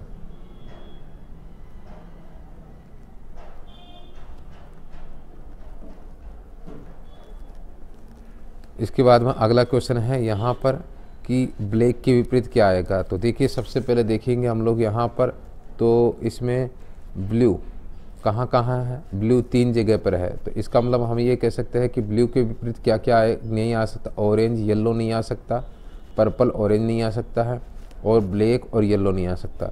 इसका मतलब देखेंगे कि क्या ब्लू के विपरीत ब्लैक आ सकता है, तो ब्लैक आ सकता है। ब्लू के साथ में देखिए क्या नज़र आ रहा है, पिंक नज़र आ रहा है क्या, ब्लू के साथ में पिंक नज़र नहीं आता है, ब्लू के साथ ब्लैक नज़र आ रहा है, तो ब्लैक तो नहीं हो सकता, ठीक है। और कौन सा बचा हुआ है, पिंक, क्या पिंक आ सकता है, पिंक आ सकता है, ब्लू के विपरीत पिंक आ सकता है। येलो, देखो येलो और ब्लू एक साथ आ रहे हैं, येलो और ब्लू एक साथ आ रहे हैं, तो ये तो आएगा नहीं, ठीक है। इसके बाद अब देखेंगे हम लोग ब्लू के विपरीत तो पिंक आ चुका है, इसके अलावा देखेंगे येलो और ब्लू, ठीक है, और ऑरेंज, यहाँ क्या है, ऑरेंज और ब्लू काट देंगे, ऑरेंज और ब्लू काट देंगे, तो बच गए क्या, पर्पल, यानी येलो के विपरीत क्या बच गया, येलो के विपरीत हो गया पर्पल, ठीक है। अब हमारे पास बचा है ब्लैक, क्या बचा है, ब्लैक, ब्लैक के विपरीत कौन सा कलर बच गया है, ब्लैक के विपरीत बच गया है हमारे पास में ऑरेंज, क्या बच गया है, ऑरेंज, तो ब्लैक के विपरीत क्या आ जाएगा, ऑरेंज, तो सही आंसर कौन सा हो जाएगा, सी ऑप्शन हो जाएगा।